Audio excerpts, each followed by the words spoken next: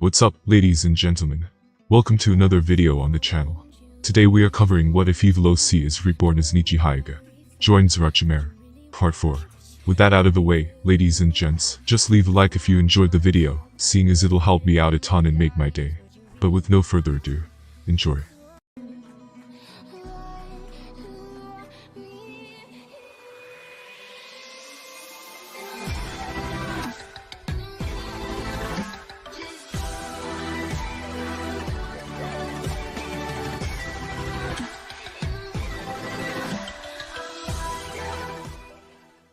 Neji Hyuga.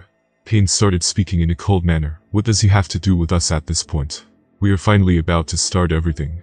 We have no time for other useless distractions. They recently located and decided to start their tailed beasts collection plan with 5 and 7 tails first from tomorrow. They were quite isolated as of now and were perfect for their first targets. The tailed beasts were the 9 titanic living forms of chakra, created by the Sage of 6 Paths, out of a chakra from the 10 tails. They are differentiated by the number of tails they have, ranging from 1 to 9. The Akatsuki wanted to now revive the 10 tails, with the help of Nagato's Jito statue. Those chakra monsters roamed free for centuries before the first Hokage of Konoha, Hashirama Senju, the god of shinobi, suddenly captured them all, one by one, with his exalted wood release. He then sold the beasts amongst the newly formed great shinobi villages, in order to stabilize the balance of power between them, so as to not make them too jealous of Konoha, and turn them all against Konoha at the same time. He also got a big economic advantage for Konoha, and a first step in the race of competition between them, by selling 8 such beasts for a large sum of cash. At that time he also thought that by giving every village such power, all wars would stop, because they would be too scared of each other. However, he was quickly proven wrong. It didn't go his way. Konohagakure kept the strongest 9 tails. However, all the other villages got at least 2 other tailed beasts, either directly or through their proxy nation, as no nation outside the Big Five was truly free in this world. They were the true hegemons who subjected all the smaller nations as their vassals. But, recently formed, Mysterious Atagakure and the reigning Imegakure were exceptions. Over the years, the Akatsuki built a continent-sized, large organization with all kinds of information sources and spies required for the completion of the tailed beast capture plan against the Big Five. That's why the plan took so long to kickstart in the first place. However, now it was finally ready. It was ironic that those 5 great ninja villages used Akatsuki's favors, and built them up for them to now start stealing their biggest weapons away from them. It would cause quite a shock once found. Nagato, think carefully. I think that we should either try and recruit him straight away, or get rid of him. It is precisely because our plan starts tomorrow that we have to deal with any kind of unforeseen circumstances, and he is such. None of us accounted for him in our previous calculations. Obito explained seriously and patiently. He wanted everything to go perfectly well. There is no time now for that, Madara. We have enough members already integrated perfectly well inside our organization. We can't bring an unknown individual into the mix all of a sudden.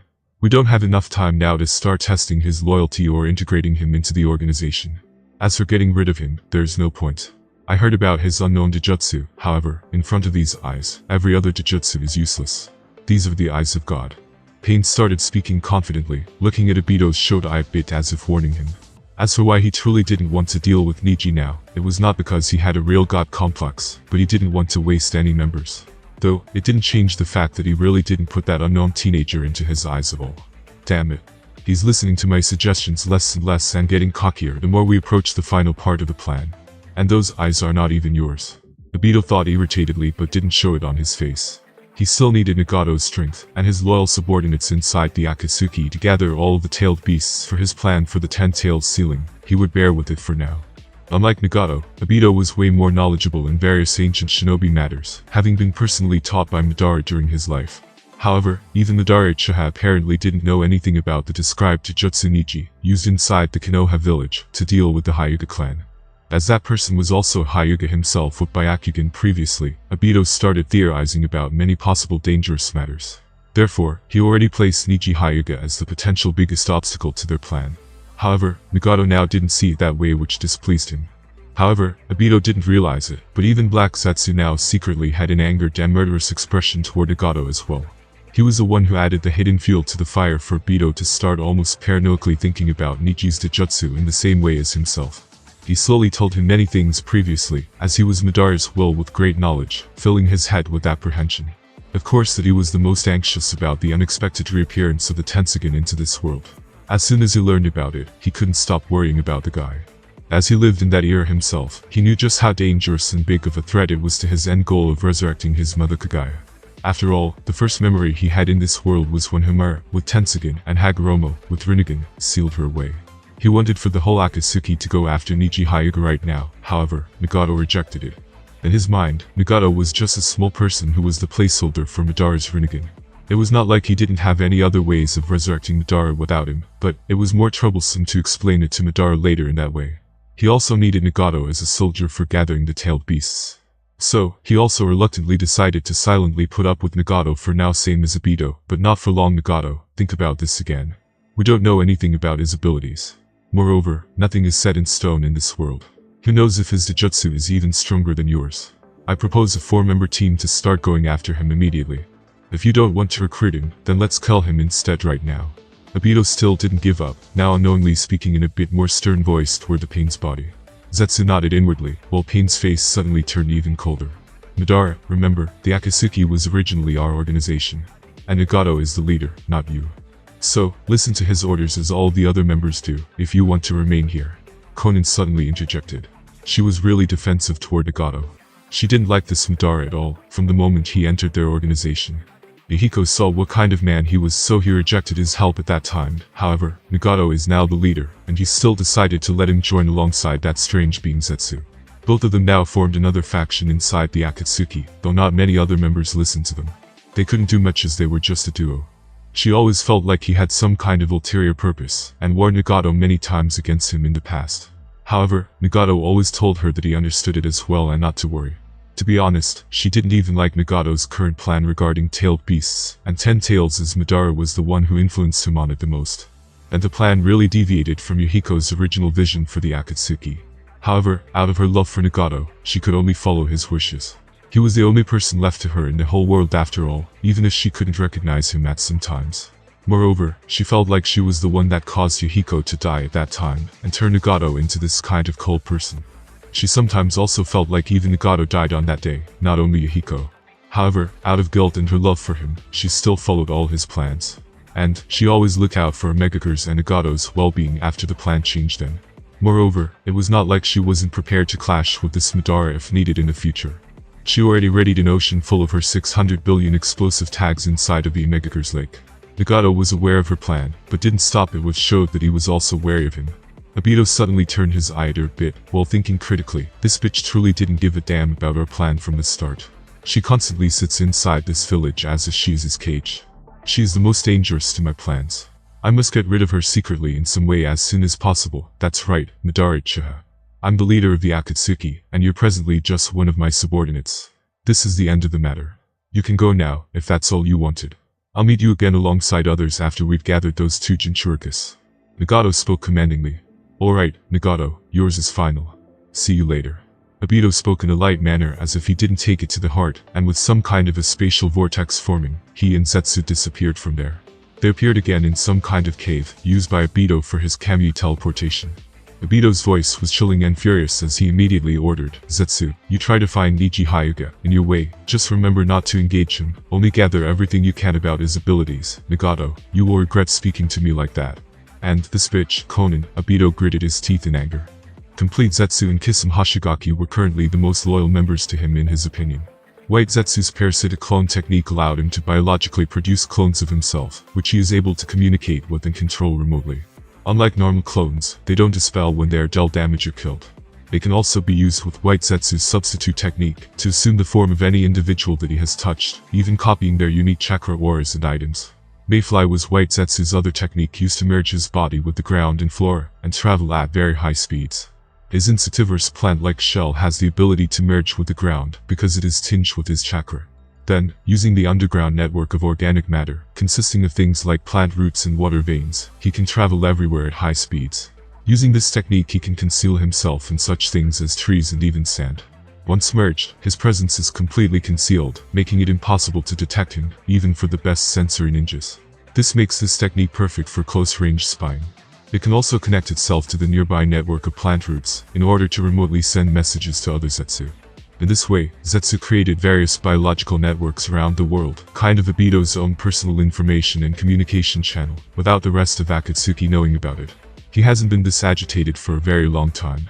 He was now sure to give Nagato and Konan very painful deaths later, once they gathered all of the tailed beasts required for him to become the new 10 Tails Jinchuriki, and to perform the infinite Tsukiyomi, for creating that new world full of only various joys for everyone.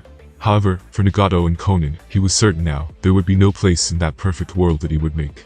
He was never worried about Nagato because he knew his current state of health, and he could also always just teleport to his real body to kill him. Also that Neji Hyuga, maybe I should really get my other eye back if he, for some reason, goes against our plan in the future. From the moment Neji appeared, Black Setsu also wouldn't stop pressuring him to get his other eye back from Kakashi, which he was previously always reluctant to do because of his pride, not because he had any kind of emotional connection to Kakashi anymore, but now was different. His plan was way more important than his pride in not taking back his gift. A few days later, Neji runs swiftly toward the Land of Waves, a small island just below the Land of Fire, to get someone interesting he needed for his plan. He knew that he was already famous all over the world as an S-class missing ninja from reading various memories of people along the way. He even obtained and looked at his page inside Bingo Book as he ran there. He was presently the man with the highest listed bounty in the world. All the various bingo books in the world had his face and description, with big rewards. He was still in the Land of Fire these past few days, as he decided to stay and study his Tensugen even more, only now deciding to speed up due to various reasons. Neji already knew about White Setsu and other potential spies, so he was moving everywhere using his maximum 6 paths level of speed, making it impossible for someone to sneak and spy on him. The Land of Waves does not have a hidden village, thus relying on seeking assistance from other hidden villages like Konoha. It also has many rivers running through it and is famous for its mangroves, which are filled with all kinds of life forms. Though an isolated island, relying on shipping for commerce and trade, it was prosperous. It was also famous, in Neji's previous world, as Naruto's first serious mission site, where they fought against the unforgettable Zabuza and Haku. Neji firmly decided to build a shinobi team working for him next. He thought about it for a very long time, and realized that there were currently not many people stronger than him in the ninja world. Maybe there were on one hand. However, the only thing that could make him worried was being overwhelmed and defeated by numbers. After all, Akatsuki currently had 10 different S-class shinobi, and similar were the grade 5 shinobi villages. Whereas he was currently only one person. Additionally, he feels that if those full-blooded Otsutsuki come down to earth in the future, then maybe he would be the one who needs to rely on numbers against them. Therefore, he needs a powerful but also loyal team. Once he determines their loyalty, then he would do everything in his power to make them powerful enough to be of some use later against Satsukas or other threats. As for the first candidate he decided on, she wasn't especially powerful, but had the potential to be extremely loyal. Additionally, her bloodline was also excellent. She was Karen Uzumaki. However, she has another crucial use for Neji now. She was a truly great sensory type who had the legendary Kagura's mind eye, and could sense tens of kilometers ahead of her. Neji will try to use her and determine the location of the giant Tensugen that he as she heads somewhere. It would be his next step.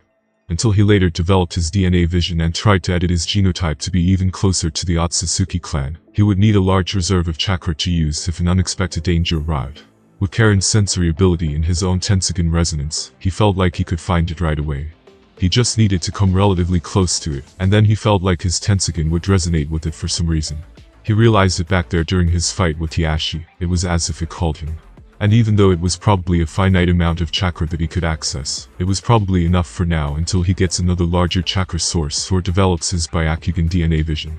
Neji also decided to first form his complete future team before getting back to Konoha and forcing Hiashi to activate the thing again, and then reveal the location of his giant Tensugen in that way. He would then absorb that chakra when he finds its precise location, physically with his own personal Tensugen's chakra draining ability and his exceptional chakra control. Due to that, there would be no need for the use of any Fuinjutsu like when shinobi got tailed beasts sealed inside of themselves. The reason why he didn't try and directly read Hiashi's mind to determine its location was because it was impossible. Judging from their short exchange, Hiashi was already at a peak cage level, at that time, just one step below him. At that time if he wanted to escape, Neji couldn't catch him. That's why he let him run off to Tsunade.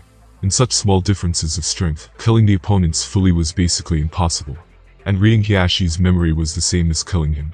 Neji had Karen in mind as his first subordinate even before he attacked the Hyuga compound on that day. He used his Tensugen memory reading ability on a couple of Orochimaru spies, familiar to him, inside the Konoha, to determine Karen's current location, and it was a jackpot, so he was on his way there. Even though he already remembered her location from the original, he still wanted to double check. It was the same one. It was Orochimaru's southern hideout in the Land of Waves. It was a hideous, dark place filled with prison cells, and wardens were also employed to keep the prisoners in check. One such person was Karen, who later joined Sasuke's Team Hippie in the original. Orochimaru needed those prisoners for experiments. Once he gets there, Neji will try to sense that island with his sensory ability. He had a small sensory ability of just a few kilometers, while Karen herself had for tens of them. It was supposed to be a small rocky island in the middle of an ocean. Itagakure was the newest hidden village in the shinobi world, and the first one to be founded by a rogue ninja, Orochimaru the Sannin.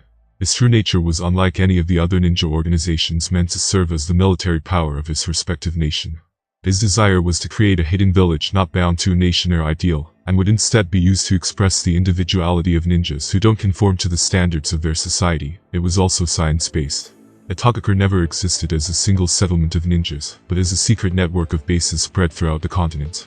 Each of them was built into the terrain itself or far away from any wonders to hide them away from the world. Every hideout contains different aspects of Orochimaru's research to prevent the discovery of one from doing real harm to his overall goals. They did, however, have a main headquarters, the Itagakure itself, designed to emulate the other hidden village, so that Odo could be recognized in an official capacity. That was how they were even invited to join Konoha's Chunin exams, and how Orochimaru managed to launch his invasion plan. Itagakure's secret modus operandi was also how Orochimaru wasn't found after leaving Akatsuki. And soon, Neji crossed the ocean straight barefoot and arrived on the shores of the Land of Waves. Neji wasn't sure what Karen's reaction to him would be, but he was even prepared to take her by force and use her just for the giant Tensogun, if she didn't want to become a part of his group. As for Orochimaru, Neji now wasn't concerned about him. The earlier deal between them regarding Rinnegan was crossed out of Neji's mind. He obtained everything he needed from him already. There was no need to make him stronger for no reason. Orochimaru with Rinnegan was bad news. However, a few hours later, Neji was still surveilling the shores of the island, and finding that specific secret rocky hideout where Karen was located, he suddenly opened his eyes wide and turned astonished, as he sensed someone else more inwardly to the island from his current position. Two very large chakra presences that he couldn't recognize, but were at least of cage level in strength. Inside a seemingly endless forest was a small hill.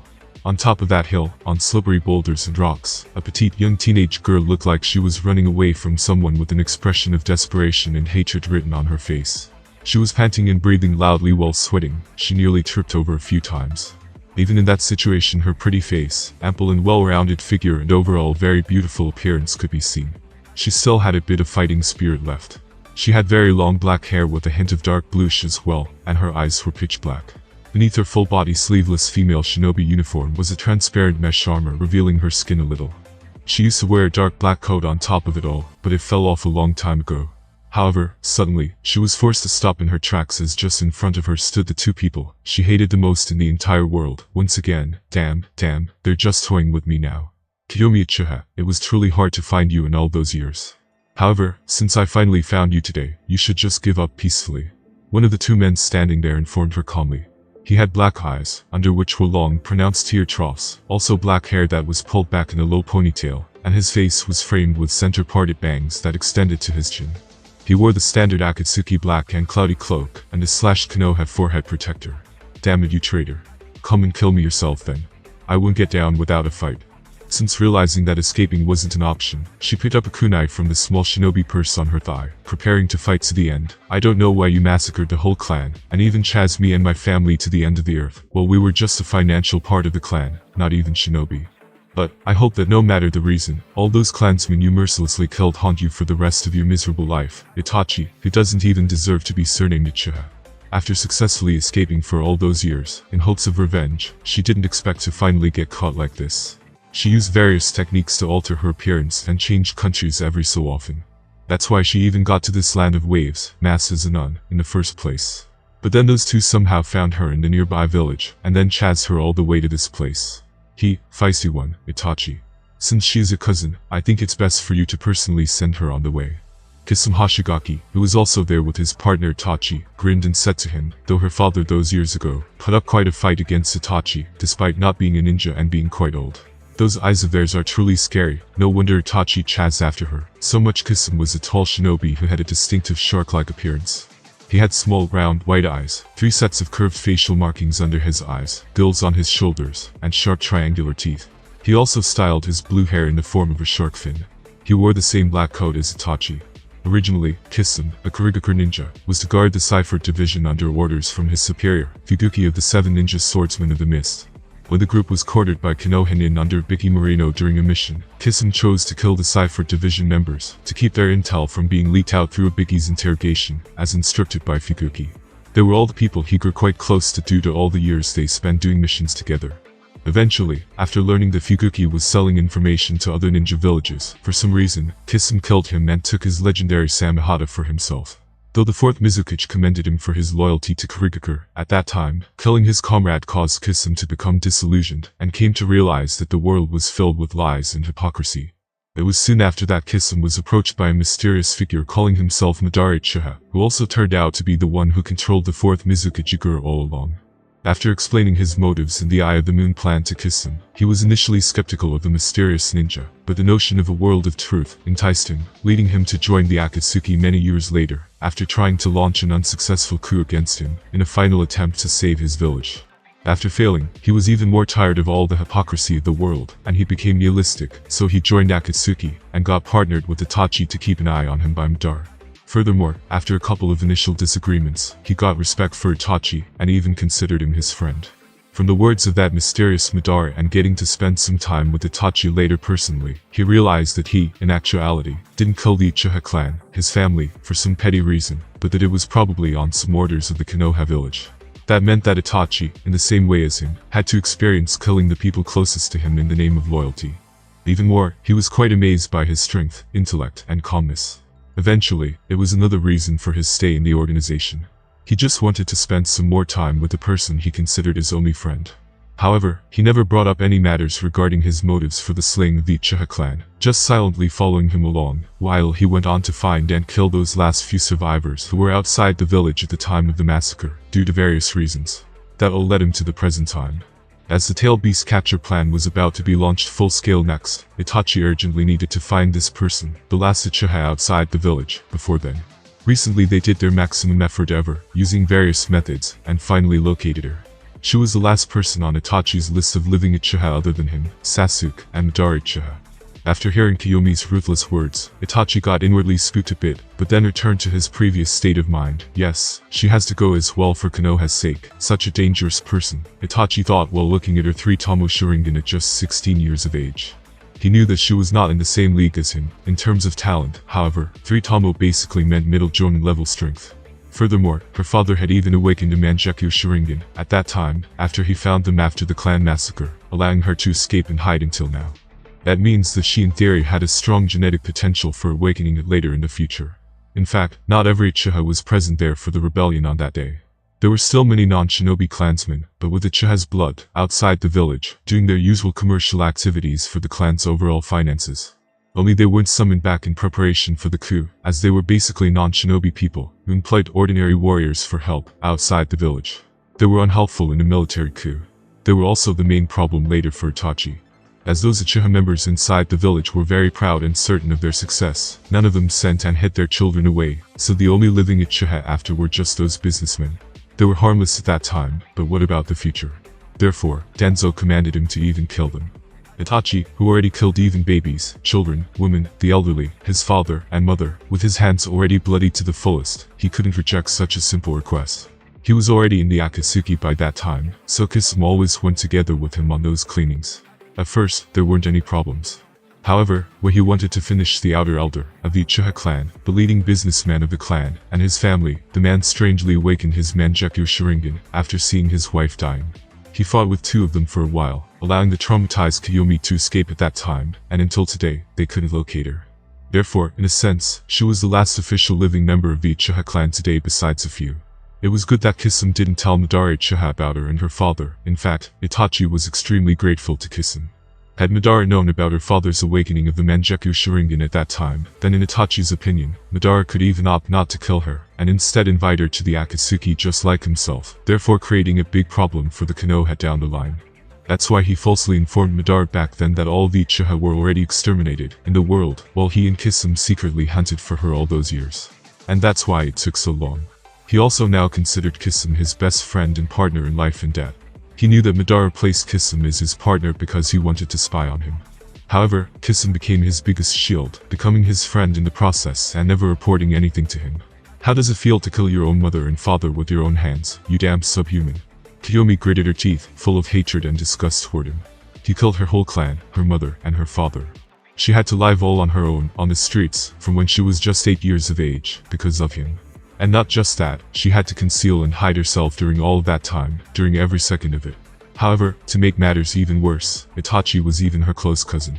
His mother Mikoto Uchiha was a close relative of her father, the previous outed elder of the clan, as not just any woman could marry the clan's patriarch himself, she had to be of a small status as well. She previously met Itachi and his brother Sasuke many times in the past, once her parents visited Konoha. She used to play with Sasuke and adore Itachi, never in her wildest dreams, imagining everything that happened afterward, how that Itachi personally destroyed her entire life ruthlessly. The only thing that allowed her to live, all alone, from such a young age, was that she already opened her full 3-Tomo Sharingan, at that time, out of distress, so she could at least protect herself. She also, through the years, learned a lot about how to use Shinjutsu and hide her tracks. Kisum, leave this to me. Itachi sighed tiredly, feeling very sorry for her, but he needed to do the following thing. It was his burden and destiny. He immediately sped up toward her, with his base Sharingan open. He needed to keep his health for the following plans regarding Sasuke killing him and becoming a village hero. Therefore, he decided not to use Tsukiyomi on her to soften her death, as he did with Izumi at that time, but to kill her directly instead. They fought in close range for a couple of rounds. However, Kiyomi's speed, reflexes, durability, and strength were nowhere near Itachi's level. The usage of Uchiha's fire release was also nowhere near Itachi's. Therefore, she was quickly down on her knees, out of breath, and filled with injuries on her various body parts. Just how is he so strong? Kiyomi thought on her knees dejectedly. She scoured the whole world looking for various body exercises, taijutsu, and kenjutsu techniques, however, she still got defeated in just half a minute. She even worked as a masked bounty hunter for some time during those 8 years she was alone after he murdered her family. She fought with all kinds of warriors, however, Itachi was above every league. His physique and fighting intellect were just so many layers above her. Why does such a prodigy have to abandon his clan? Damn. Even though he was her enemy, she still acknowledged his talent. Is it really the end of everything? Uchiha clan, father, mother. She looked at Itachi's unmoving face as he edged his kunai even closer to her, ready to finish her off in a matter of seconds. Unwillingness, madness, hatred, self-blame, and all kinds of emotions filled her whole being. Kisum looked at the scene in interest, while the gravity field around also started slowly twitching a little, unbeknownst to all three, as another person, who was also watching the scene from afar, was ready to intervene. However, it was not his gravity that rescued her in the end. Everyone looked stunned, even Neji's eternal blue eyes in the distance slowly widened a little. He could see some kind of a large evil force erupting from her whole body, particularly from her eyes. Mangekyou Sharingan. Neji swiftly focused his entire vision around her eye area, and saw her shedding tears of blood, as well as that new shape that formed now inside of her eyes. This girl is really, her eyes converged into some kind of an upper part of a cropped rose diagram shape. Itachi looked dumbfounded as his right arm holding the kunai to kill her, moved hundreds of times slower than before in slow motion. Even his whole body looked to be nearly paralyzed and slowed down. He couldn't even open his mouth to try and speak. He started sweating, immediately opening his own Mangekyou Sharingan, and trying to hit her with his Tsukiyomi Jinjutsu at the same time. However, it wasn't working on her at all, and he knew exactly why. Really, the Mangekyou Sharingan is a time-slowing ability. As I recall, this is the first time in history someone awakened it just because they didn't want to die, without any outside sources of loss and mental disturbances. After making eye contact with the target, Itachi can trap them in an illusionary realm of his design. Through his unprecedented ability to alter target's perception of time, he could also use Tsukiyomi to subject victims to days' worth of torture in a matter of seconds, for example, continual stabbing or reliving traumatic events over and over. And the pain felt in that dimension is real, as it alters all of the target's 5 senses. And if the target is weak-willed, he could be even killed in reality, due to the effects that mental trauma has on the body itself, or at least suffer huge psychological damage. Tsukiyomi was Itachi's personal unique Mangekyou ability alongside the Amaterasu eternal flames of his other eye. Those black flames were said to be the fires from hell, and to burn as hot as the sun itself. Amaterasu also burns any material, other flames included, until nothing but ash remains. Kisum, seeing this, opened his eyes wide as well, immediately wanting to help Itachi. However, it wasn't necessary, as 2 large orange skeleton-like arms now protruded from Itachi's back, moving him closer to his position. Itachi immediately coughed some blood and pressed his chest in pain. He was sick for a long time now, and he couldn't use Mangekyou Sharingan too much in a single day. Kiyomi herself was in a daze, her eyes were scorching hot, and she also felt like her whole body and chakra reserves got a few levels in boost. She knew what she just awakened, it was those legendary eyes of her clan, which her father also acquired before his death. However, she didn't get overly excited. Due to her father's status in the clan, she knew a lot of things, and knew that she just awakened those eyes, and couldn't bring their fullest potential yet. She got a new chance for life, even for revenge as well. However, she first had to escape from there safely, which won't be easy. Kisum, please, attack her in your full force alongside me. Don't allow her to escape. It will be a disaster. Itachi suddenly pleaded to Kisum. Kisum looked at him in surprise, never seeing him so anxious before. Don't worry, just rest, Itachi. No, Kisum, I still have enough left in me, we can't let her escape, no matter what. Itachi spoke solemnly to him, already summoning his full orange to red Susanoo. Kisum, I suspect that she awakened a dangerous time-slowing ocular ability. Susanoo was a unique ability of the Mangekyou Sharingan holders. It was essentially a huge chakra presence, made out of yin release, that coated and followed the user around for both offensive and defensive uses. They came in various forms, depending on the user's skill with using them, from a small skeleton-like Kripsich to large mountain-sized samurai giants. It was nearly indestructible, and it was a nightmare for every opponent below the cage level, even in its most basic forms. Just shockwaves from the attacks of the perfect Susanoo could slice mountains and seas in half. However, it doesn't come without its costs, as the user could go fully blind from using it too much, and it required a large amount of chakra to maintain. Only a handful of Uchiha clan members in the past could use it. Use your strongest attack on her right away. In that way, the chakra usage required to stop it would probably be tremendous. She just awakened those eyes, and I think she won't be able to stop it. Go and close her escape route from the other side. Itachi instructed quickly. Due to his illness, he researched and found out on his own many things about the Mangekyou Sharingan. He was an expert in that area. He immediately deduced that the stronger attack, the less likely she is to stop it. Therefore, he immediately used his full skeletal Susanoo form, his third strongest at the time, but also more mobile than his humanoid Susanoo stage, which was better suited more for the defense. Thus as Kiyomi compassed herself from the previous usage of her special Mangekyou Sharingan ability of her right eye, and pain in her eyes subsidized a little, she noticed a shark-like man vanishing from his position beside Itachi, and then appearing in the large rocky area behind her, still on this forested hill. This isn't good. And as she predicted, Itachi's large skeletal Susanoo started moving toward her direction, while Kisum, in the distance, additionally already prepared his strongest jutsu. Water release. Great shark bullet technique. The user of this technique creates a gigantic shark out of water, and, by thrusting both hands forward, sends it to attack the opponent. It is also able to absorb the chakra from the opponent's technique and in turn, use that chakra to grow larger and more powerful. So, the stronger the opponent's technique is, the stronger this technique will get. Itachi's Susanoo and that Kisum's water ninjutsu, there is no way that this girl should be able to stop it all at once. I must step in to help her though. Kisum. He probably mixed his ordinary water release with yang release, making that giant shark so lifelike and able to eat chakra and strengthen itself from the opponent's jutsu. Neji too analyzed the situation from the distance. It was also his first time seeing someone mix ordinary elemental jutsu with yang release. Also, Kisum had a really abnormal amount of chakra as Neji could currently sense. Additionally, his shark-like appearance reminded Neji of that theory in his past life, that Kurigakure experimented with his clans a long time ago, and made them into those kinds of shark-like people to fight better underwater. However, as he now wanted to leave for there and help, he was proven wrong and surprised once again to find the girl suddenly disappearing from the field, already leaving the hill, going straight toward the more inward parts of the island. Neji was flabbergasted while thinking to himself, is it another Mangekyou ability of hers? Then one is to slow down the time while the other is to speed up the time. And she just sped up her own body to escape. Haha, interesting, really interesting. This is bad, she can speed up herself too. Kisum, launch your gigantic water prison. Itachi yelled. Kisum nodded as his water shark jutsu and Itachi's Susanoo nearly collided while she disappeared. Water release. Great exploding water colliding wave. Water prison shark dance technique. After using the first one to create so much water, Kisum forms that water into a gigantic prison. Because he acts as the center of the dome of water, the dome alters his position in order to reflect the direction of his movements, making it difficult for his target to escape, as long as he continues his pursuit. Fusing with his Samihata, a chakra-eating sword, also provides Kisum with a tremendous advantage. This fused form grants him the ability to breathe and speed up underwater, while his target continues to drown as they attempt to futilely escape the large body of water mass. Even though she became hundreds of times faster than before, Kisum's gigantic water prison technique still caught up to her.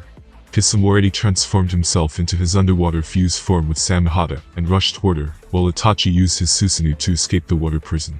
All that water slowed her down, while she also already overexerted her eyes to the maximum with those two usages of her right and left eye abilities. Kiyomi's head and whole body felt painful and she couldn't breathe from the water. Susanoo was still early for her to manifest as she just awakened the Mangekyo. It's not like she could summon it right away like her father, at that, whose special Mangekyo Sharingan abilities were tied to the Susanoo in the first place, allowing him to change its size, either increase or decrease it, without even being familiar or accustomed to using it. Is this really the end? Why is everything so unfair if not for that shark man? Kiyomi finally looked at the battle-crazed Kisame approaching from the distance with hopelessness and full of grievances at the whole world. Why did Itachi have to chase her and her family for her entire life? However, everyone in the area turned astounded as suddenly Kisame's and Kiyomi's parts of the water prison were miraculously divided in half. Then, out of blue, Kiyomi's part of the water prison suddenly disintegrated into a torrent of water, while Kisame still stood in the same way. Kiyomi fell into that stream of water. And in that moment, in between them, his white kimono slowly floated with the wind alongside his lengthy hair. Kisame turned serious from his previous battle-crazed expression, and Itachi, still in Susanoo, a little further behind Kisame, started thinking fastly. But the most shocked one was Kiyomi, as in a few seconds, Neji came in front of her. She opened her mouth wide with an incredulous expression. Who are you? Why did you help me? Neji Hyuga. I helped you because I accidentally saw this and took a liking for your Mangekyo Sharingan's abilities, and see great potential in the man and you by extension. We could work together in the future, and I can help make you even stronger. There are probably many things that you don't know about this world. I will show them to you. Neji spoke slowly and convincingly. Kiyomi, who was now fully wet from the previous experience, looked at completely dry Neji who had some kind of invisible gravity field around him, helping him from the falling torrent of water. She also looked at his eternal-looking, spinning blue eyes, which seemed to contain endless mysteries inside. The Mangekyo Sharingan is not the end of the evolution of power for the Uchiha. I can help you advance even further and get the revenge yourself. You just need to follow me. Neji continued. Kiyomi still remained silent and in a daze.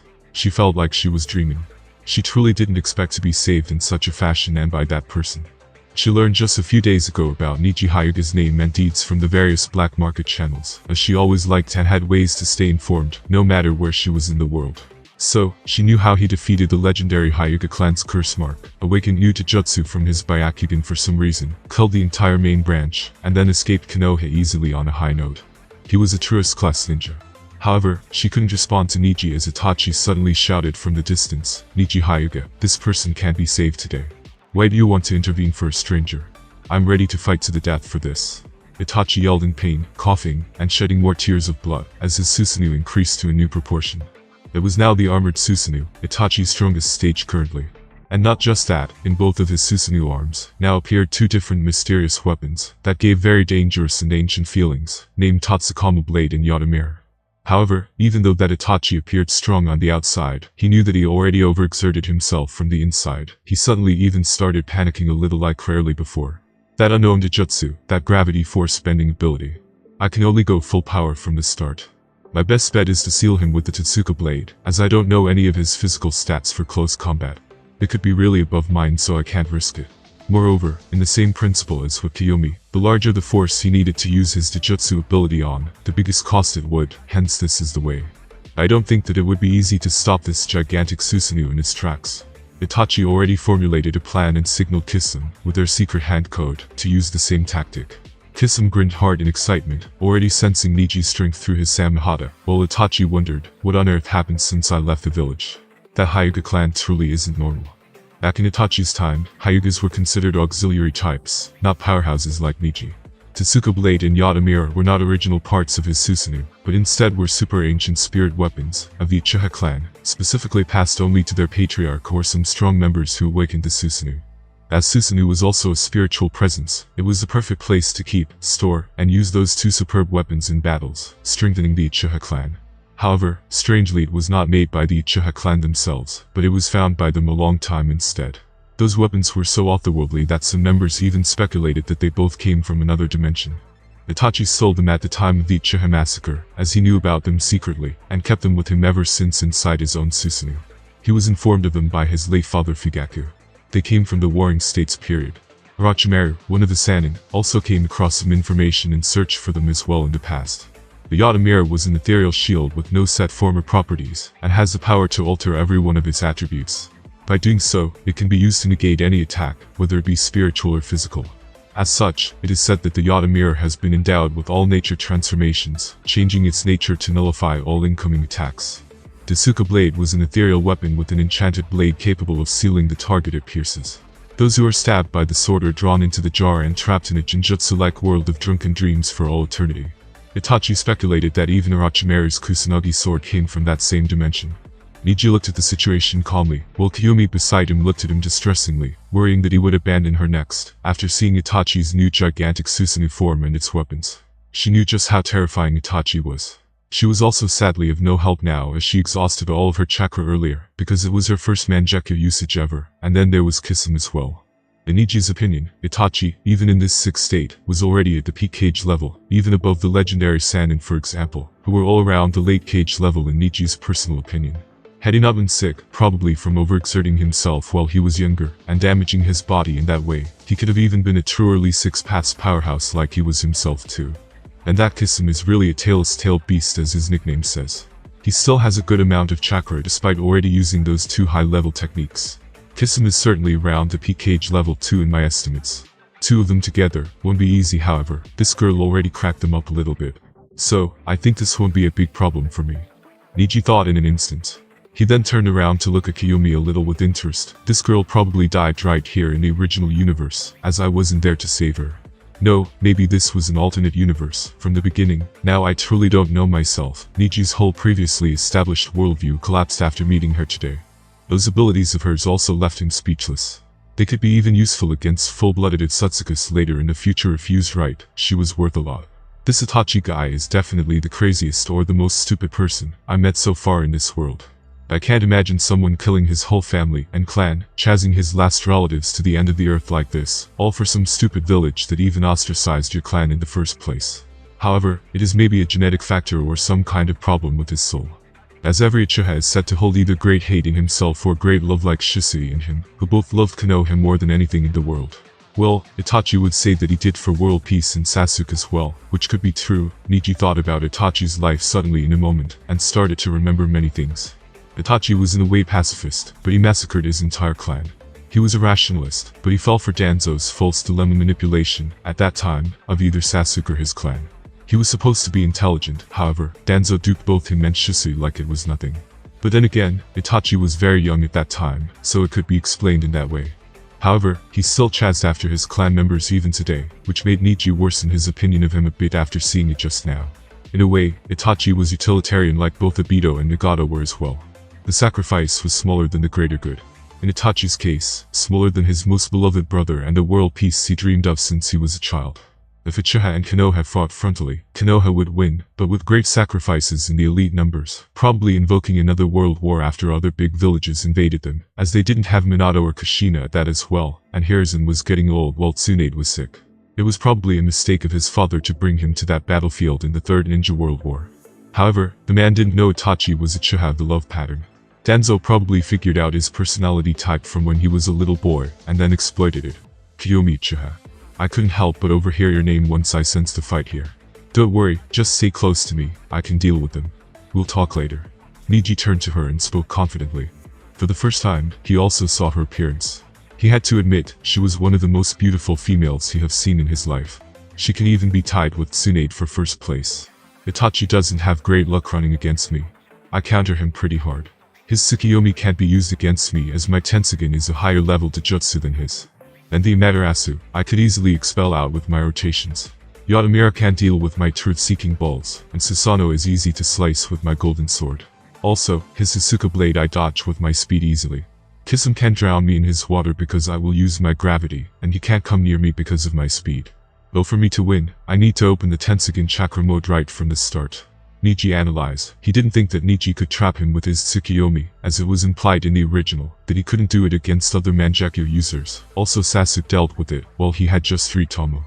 In the end, it was not about Uchiha's blood countering but spiritual yin strength from another Jujutsu being stronger than his own, and Tenseigen and Rinnegan are both genetically and ancestrally superior to Jutsu.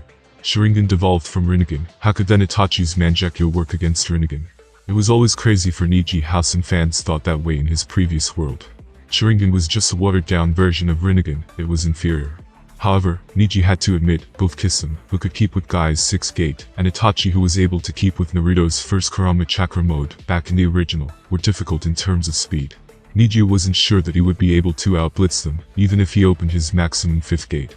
Therefore, Tensogen Chakra mode was needed from start to finish the battle victoriously. All the strategizing was over in just a few seconds, and the fight already started. Kisame did a few hand seals underwater, and immediately attempted to enlarge his broken water prison toward them once again with large waves. Itachi, with a large thump, jumped with body flicker to a new position. Kiyomi looked at this with worry, however, in the next second she opened her eyes wide. She was already high in the air.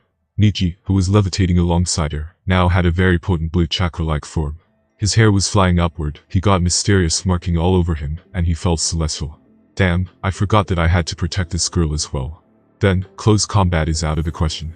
I don't exactly want to kill them either, so I have to hold back a little too. Let's see, I will try that silver move first.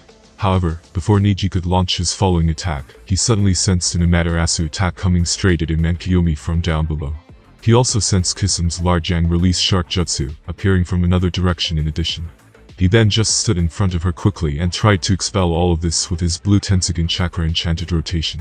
Kiyomi, who was inside the newly formed blue vortex of Tensogen Chakra, felt dumbfounded by this kind of battle. First, she flew high into the air, then she was with Neji at the center of a powerful chakra vortex.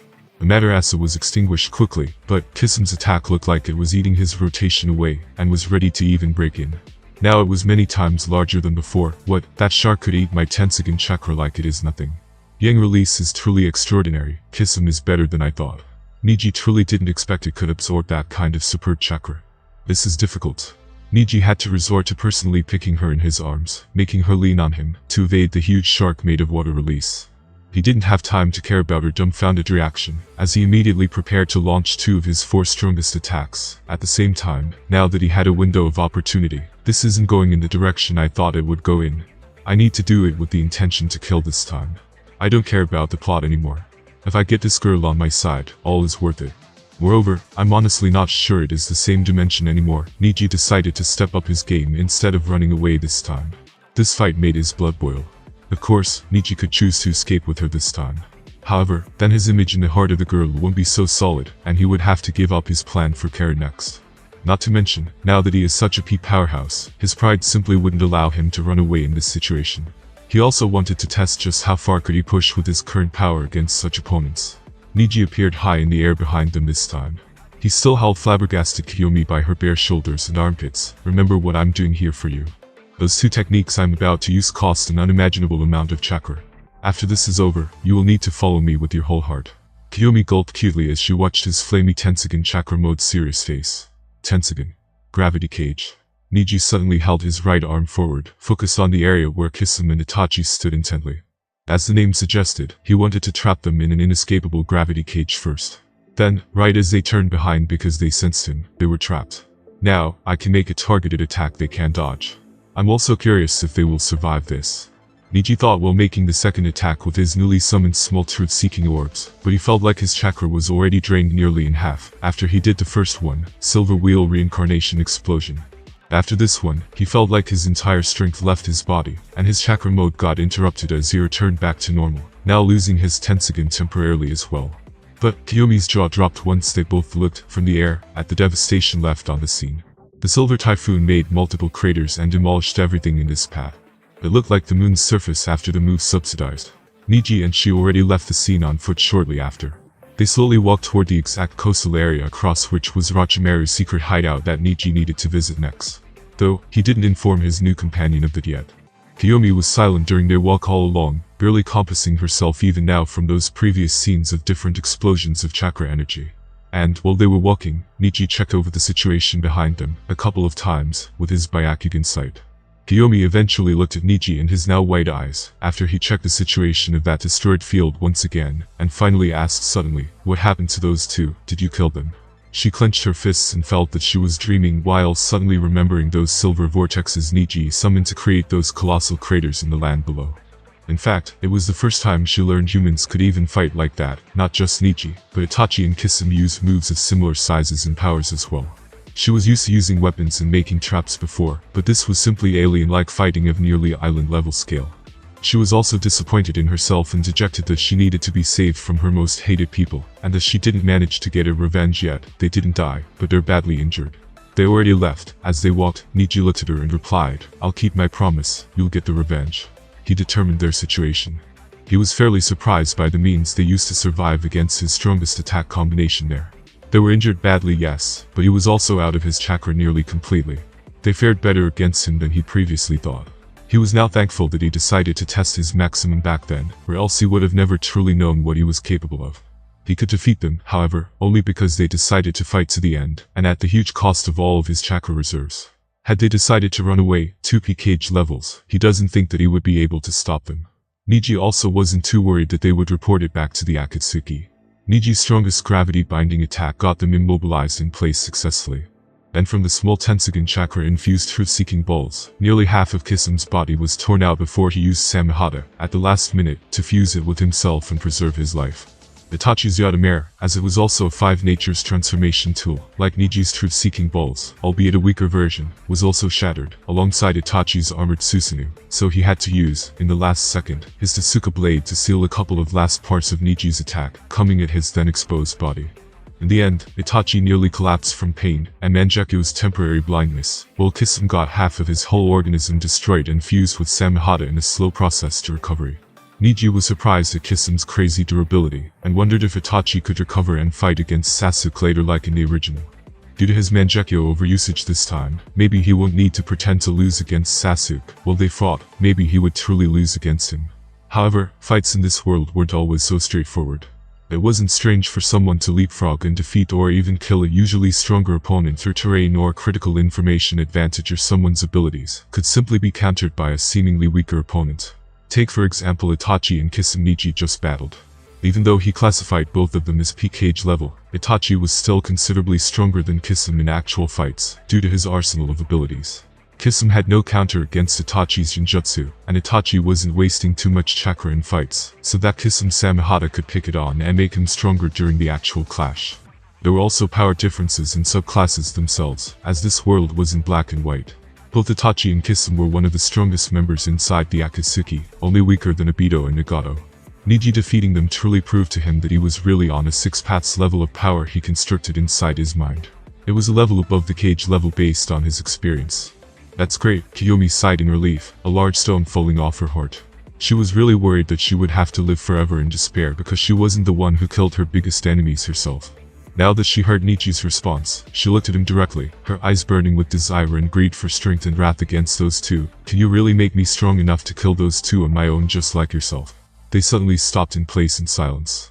Neji noticed that they now stood right at the part of the coast across which was Itagaku's secret hideout. So, he decided to stop for a while, and recover a bit of chakra required to cross there. He looked at the girl's short and alluring appearance, and couldn't believe that she didn't appear in the original series. She would have probably been in the top 3 of everyone's female hotness tier list. However, his face still remained very serious and stoic, as he didn't want to make the wrong first impression. He noticed that he became more different, assertive, and strange, ever since he escaped the curse mark. He started thinking about many different things that were made forbidden by him decades ago. For example, engaging in pointless fights just out of pride, and having a long-lost interest and curiosity for the opposite gender. Throwing those strange thoughts out of his mind, he replied calmly, "Yes, as I said, you can trust me completely. And to prove it right away, let's talk about what you already know about the Mangekyo Sharingan. You can also tell me a little bit about your background as well." Neji wanted to see how much she already knew and her background. Kiyomi looked with some hesitation at his serious face, but then started speaking about her whole history and background, and after a few minutes, she touched on the Mangekyo Sharingan. "I only know that this is the evolution of our ordinary Sharingan, requiring the extreme amount of mental disturbance to unlock. Everyone who gets it has the ability to use Susanoo and 2 unique new abilities of each eye. It is extremely rare to acquire." She also mentioned her late father and his abilities. Her father got some really interesting abilities to increase and decrease his Susanoo size right from the get-go, without being proficient in it. Pity he was probably burned down by Itachi's Amaterasu. Neji thought that at first that maybe he could revive him later, however, it seemed that it was impossible. It is impossible even with Rinnegan, due to how much time passed already since then. "Then do you know about the cost of Mangekyo Sharingan usage?" Neji nodded and spoke again. "Cost? Meaning the chakra cost?" It also felt very painful when I used it just now. Kiyomi answered him curiously. Neji noted that she probably didn't know about the potential blindness from using it. The price exacted from possessing the Manjikyu Sharingan is blindness, and the more one uses the eyes, then the faster they'll lose their eyesight. Each time one of its techniques is cast, it causes a physical backlash upon that eye which damages their nerves, vessels, and delicate components. In the immediate sense, this results in the wielder suffering intense pain and even increasingly worse bleeding from that eye, but long term, this has the permanent effect of weakening their vision. Over time, they experience episodes of disorienting double vision, and their eyesight becomes increasingly dim and blurry, even with the Sharingan's supernatural acuity, until they cannot see anything. If one never used the Manjikyu Sharingan, it would take decades to go blind. But anyone who awakens this power is unlikely to ever avoid using it if needed. The rate at which the eyes lose their vision depends on how many times they are used and how often they are used. Neji patiently explained everything he remembered from his previous world regarding the matter. Kiyomi opened her mouth wide and turned a little white. She personally experienced the exact same sensation just now, while she used her abilities to try and escape those two. She didn't expect that after she finally became a little stronger, there was that kind of price to pay. She was really unlucky. However, don't panic, you just awakened your Manjikyu Sharingan and used it for the first time today. You didn't do too much damage. There are still two ways to solve this problem of blindness. As for how I know about all of this, Hyuga and Uchiha are both ancient clans. I read about it in my clan secretly. After listening to him, Kiyomi sighed in relief once again, now thankful to him for telling her everything. Had she not met him today, even if she survived due to some miracle, she would have still used her Manjikyu abilities later indiscriminately and destroyed her eyesight. She didn't doubt him, her father was just an outer elder, and it was normal for her not to know about it. The first way to solve your problem is acquiring an eternal Manjikyu Sharingan. The one that can never lose its light and could be called the last stage of your clan's Sharingan Taijutsu. But that can only be achieved by an Uchiha replacing their Manjikyu Sharingan with the eyes of a direct blood relative, such as a sibling, parent, or offspring, who has also achieved Manjikyu Sharingan. If their compatibility is great enough, the host's chakra mixes with the donor's chakra in the transplanted eyes to trigger another transformation. This merge is reflected in the new pattern of the eyes, which are a combination of the host's and donor's original ones. Those with an eternal Manjikyu Sharingan possess all the powers of their original eyes, and their vision is permanently restored. The Taijutsu's abilities are actually no more powerful than before. However, you should be able to get rid of the potential blindness, and would also get a small chakra boost in your body. But, I don't have any blood relatives left. At this, Kiyomi felt disheartened. Her father's body was probably destroyed by Itachi and Kisame, after she managed to escape, and the Uchiha clan was wiped out completely. There weren't any relatives left now. She clenched her fists bitterly in hatred toward Itachi again. She brightened up again after remembering that Neji mentioned another way. That was the official resolution for that problem of your Uchiha clan. However, I thought of another way to recommend to you. By infusing your body with the first Hokage's Senju cells, with amazing regenerative and life force properties, you would be able to use your eyes without problem in the future, and get the same effects as the eternal Manjikyu Sharingan. He was a person with the best self-healing ability in the whole of history. You just need to transplant them. Neji finally came to the point, the first Hokage's cells. But, how do I find them?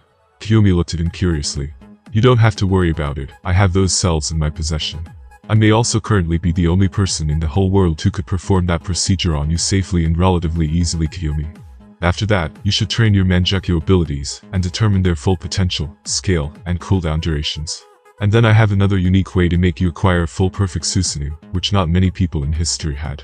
In that way, I think you would be able to kill Itachi, who was now near the end of his life, due to the overusage of his Manjikyu just now, and Kisame Hashikage, his partner. You just need to follow me as your leader. Neji explained further. He planned to later share with her Kato's soul jutsu to improve her spiritual, yin powers for the Susanoo. Knowledge was truly power in this world, and Neji, fortunately, had a plentiful of that. Kiyomi suddenly looked at his face astonishingly. She didn't know why, however, she believed him. Well, he could easily kill me now and take my Sharingan away, instead of helping and guiding me like this, and wasting his time. He seemed sincere. Is it really fate that I met him in such an unexpected way? Neji Hyuga, even though Kiyomi's whole being could only think about revenge against Itachi, at the moment, she was still very thankful for Neji. If he truly managed to help her achieve her revenge, her only purpose in life, as he said, then she doesn't mind him becoming her next purpose in life. She would even give her life for him, at that point, not to mention working under him or listening to his orders. She would even work for the devil now if it meant revenge. His young age but such an earth-shattering power already proved many things to her. It spoke for itself. Not to mention, just looking at his previously unseen taijutsu gave her some clues about his means. She traveled the whole world from when she was a child before, but she never saw anything like his previous display of power. She already viewed him as some kind of world-class powerhouse despite his age or previous Hyuga clan branch affiliation. She knew how powerful those two were. Well, Kiyomi Uchiha, you are a very smart person for listening to me. You my first subordinate, welcome to the team. Don't worry, now that you're with me I will help you to the fullest. Just like I myself managed to escape nearly impossible, I will make you break your fate and limits as well. Neji smiled. The thought of helping another previously unknown person rising high excited him. Ah yes, I nearly forgot. You know Itachi is currently in the Akatsuki, right? Do you know who they are? Well, that is not everything you should know about him. The reason why he slaughtered your clan. It was because he did it on the orders of Konoha higher-ups, not because he was a maniac. Kiyomi opened her eyes wide as Neji started explaining to her the full story that she didn't know. He explained to her about the Akatsuki first and then the whole history between Uchiha and Konoha, Danzo, how he manipulated young and idealistic Itachi, isolating him, and then giving him the false dilemma about his brother and world peace. Kiyomi's eyes involuntarily turned into Mangekyo once again, and her yin soul powers promptly increased. Seeing that, Neji thought amusedly. She was now many times angrier than before at Itachi for being so stupid and choosing his village instead of his clan. Togurama was right, they were really a crazy clan. Their emotional states are directly related to their spiritual and taijutsu powers. Neji sensed her state right away. Thank you, Neji, for telling me everything. I owe my whole life to you. Just after I kill Itachi, can I go after Konoha as well? Kiyomi, still blinded by anger, was unsure if he would allow that. But she would respect his orders. It can be described how indebted was she to him for telling her the whole story. If he tells her to not go against Konoha, and instead, stay with him to repay him, she would then have to agree. After all, he would give all of that for her, so that she goes and kill herself against Konoha. What use was then she to him and all that help he wasted on her? There was no free lunch in this world, she knew that from a very long time ago. It was impossible for him to agree to that, and she didn't blame him at all. However, she still wanted to ask. Itachi, Konoha, Danzo, and even Itachi's beloved brother Sasuke. She desired to slaughter them all now. She wanted to kill Sasuke as well, and then give Itachi the same kind of pain she and all of those Uchiha clansmen experienced because of his stupid decisions and servile attitude toward the Konoha. Her father was a pacifist who opposed the coup. He even went to the economic part of their clan, because he hated fighting and killing, but he was still ruthlessly chased out and murdered by Itachi alongside her mother. How could she not hate him? She now hated him 10 times more than ever before for his hypocrisy. If he loved Sasuke so much, then she would kill him for revenge. Don't worry. What is the little Konoha? If you want to destroy the whole village, I would even help you. Your problems are my problems as well. You just need to listen to me and train like it's your last day. For in the future, threats many times more dangerous than Konoha will come to this world, and you need to help me. Neji spoke resolutely and then looked at the sky a little bit. He didn't forget about those otherworldly beings with genetics many times superior to his own. They even came to his dreams from time to time. He was really apprehensive about them and their powers all the time. He hated feeling inferior to anyone, and the thought of them gave him enormous unease. Kiyomi compassed herself a little, and then glanced at the tall teenager, beside her, in white floating kimono, and with scattered black hair in surprise. Who knows what this guy is hiding? He's so eternal like he's not from this world. She was astonished he even wanted to help her against Konoha, and disregarded them like they were nothing, but now seeing his gaze at the sky, she realized that he was no ordinary person like herself and the rest of this world. He was otherworldly. After talking with Kiyomi for a while and recovering some of his chakra reserves thanks to his new amazing regenerative senju cells, Neji turned his Tensogen once again, and then soared and levitated alongside Kiyomi in the air, toward Orochimaru's secret small hideout, located across the coastline they were previously standing on. Kiyomi looked at the blue, open sea below, and felt intense waves of wind as she flew high beside him, also feeling his chakra engulfing her in a unique way. That Karen didn't appear during the Chunin exams in Konoha in this world. I couldn't see her at that time, Neji thought while in the air. He tried to find if she was there, out of curiosity, but she wasn't. Maybe it was due to some kind of butterfly effect he introduced into the world at that time already. Have you heard of the Uzumaki clan? The girl I came to recruit today is from that clan. She is also a subordinate of my old partner, Orochimaru, the Sannin, though after this we will probably become enemies, Neji explained to Kiyomi. He also mentioned to her previously that Karen primarily was the reason why he came to the Land of Waves, and that rescuing and recruiting her too was just a coincidence. They talked for a while before they finally arrived right in front of that small island outpost base.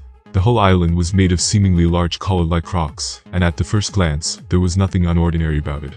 However, Neji already knew and sensed what was hidden carefully inside, so he suddenly powered up his voice and spoke. I'm Neji Hyuga. I came for Karen Uzumaki. Also, tell Orochimaru that our earlier deal is scratched off. He will know what I mean. He then activated his gravitational ability and focused it to shatter and blow off the entire upper portion of those island rocks in an instant, revealing many kinds of secret department hidden inside. Prisoners suddenly looked at his appearance in the air scared. The entire ceiling of the complex was wrecked. Karen Uzumaki had crimson eyes, fair skin, and the characteristic red hair of the Uzumaki clan, which she wore in an unusual hairstyle. Her hair was short and spiky on the right side, while longer and straight on the left side. She wore brown narrow glasses, which had a serrated blade hidden in them, and her outfit consisted of a lavender uniform that exposes her navel, short black shorts, and long black thigh-high stockings with black sandals. Her chest, neck, and arms were covered with bite marks that result from people biting her to heal, all of which are hidden away by her uniform. Karen Uzumaki was one of the wardens of this prison, and she was still hidden inside. She was shocked to find that this person came looking for her. She was even trembling a little, having sensed the whole fight between him and those two other monsters. It was the first time she saw such a unique chakra type. His chakra back there appeared very celestial and alien-like, coming straight from his odd taijutsu. His was around the same age as her, however, was of a different world. Not just his powers, but his nature appeared to be very overlooking and majestic as well. Among the Uzumaki, only a few of them possessed chakra sensitivity, but those that did were among the best in the world. Their ability to sense chakra was at such a level that was officially identified as its own ninjutsu, rather than a standard skill. Without even needing to mold chakra, they could sense distinctively chakra signatures over significant distances with no conscious effort. With that ability called the Kagura's Mind Eye, Karen could now determine someone's personality, an exact location tens of kilometers away, differentiate between people by their chakra, judge how powerful someone is, recognize changes in chakra level or its absence, determine if the person is lying to her, and even identify their family or native country, determine if someone is under genjutsu, and even predict some of the techniques that were about to be used by her enemies. It was the most powerful sensing ability in the world. That's why Karen could weirdly sense that Neji was even genetically different out of all the people she saw so far in this world. Even Orochimaru, who did all those experiments on his body, didn't give her such an out-of-ordinary feeling before. Karen's mother came to Kusagakure while her daughter was still young. They were Uzumaki clan survivors. The two were allowed to stay, provided that the mother would use her powers to heal the injured of the village. However, as the fighting increased over time, the mother was forced to regularly overuse her powers. Eventually, she sadly died from healing too many people all at once. This led the leaders of Kusagakure to pass on her former duties to Karen. However, before founding the Itagakure, Orochimaru used to hide inside the Kusagakure, as it was a very obscure and low-key village. This led to the meeting between the two of them and Orochimaru recruiting her, later saving her from there, and bringing her inside the Itagakure on its founding, and giving her this hideout. As a direct descendant of the Uzumaki clan, Karen had a remarkably powerful life force and strong body. That gave her immense longevity and tremendous reserves of chakra and vitality. Her inherent life force also granted powerful healing capabilities, allowing her to mend wounds and regenerate quickly. Even more, by biting herself and consuming some of her chakra, her healing becomes instantaneous. Likewise, could heal others by letting them bite her. That all interested Orochimaru enough to bring her with him and perform various experiments on her in addition. Karen felt bewildered as she was suddenly gently pulled outside of her hiding spot by some kind of gravitational force, now flying through the air straight toward Neji's and Kiyomi's positions. She was immediately dazed by Neji's handsome appearance, also noticing Kiyomi and her appearance too. Kiyomi also looked back at her curiously as well, at first glance not noticing anything special about her. Karen Uzumaki, I learned about you through Orochimaru's subordinates.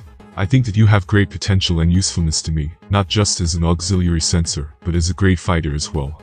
You might not know, but your bloodline is quite special. Let us explore it together. Neji smiled and spoke. He already planned various things regarding Karen's future development. Finding out the Uzumaki heritage, and even giving her the potential wood release through Hashirama cells. After all, her genes are already part Senju ones, as Uzumaki's descended from Senjus. With a little push from Hashirama's personal cells, Neji thinks that the possibility of her getting that ability was great. You can trust and leave with me. You'll not have to be locked up in this place anymore. You can climb to the peak of the ninja world with me in the future.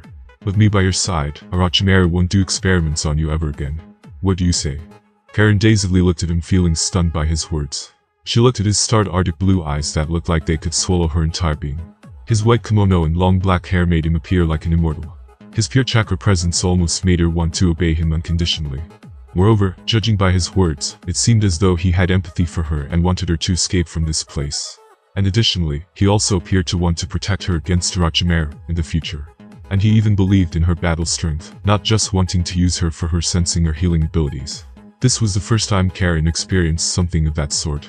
In addition to it, his handsome appearance and dominating chakra aura already made her want to follow him from the beginning. Therefore she blushed a little and replied in a soft tone, "Yes. I want to join you. Can I call you Neji?" Neji smiled and replied, "That's great. Of course, you can call me by name in the future. You would really look way better without glasses, by the way. Now that you officially follow me, we will fix your eyesight as well." After hearing his last sentence, Karen's face steamed madly with a blush, while Kiyomi looked at all of this feeling weird. In fact, Neji knew that by giving her a little affection, she would follow him better later. Small attention was the basis of all manipulation. "We're going to go slower now until I recover all of my chakra, and then we will go to find Uzumaki clan heritage for Karen." Neji just informed them with a smile. "Karen, what do you know about your clan?" Neji suddenly asked while Kiyomi also looked curious. They already left the small hideout and came to the shore once again and now walked on foot. "I don't know much, to be honest, Neji. My father died before I was born, and my mother didn't know much about our clan either. I just know that they were one of the few lucky survivors who managed to survive the Uzumaki destruction and Uzumaki persecution," Karen answered. "They also didn't seem to know why we were attacked and destroyed.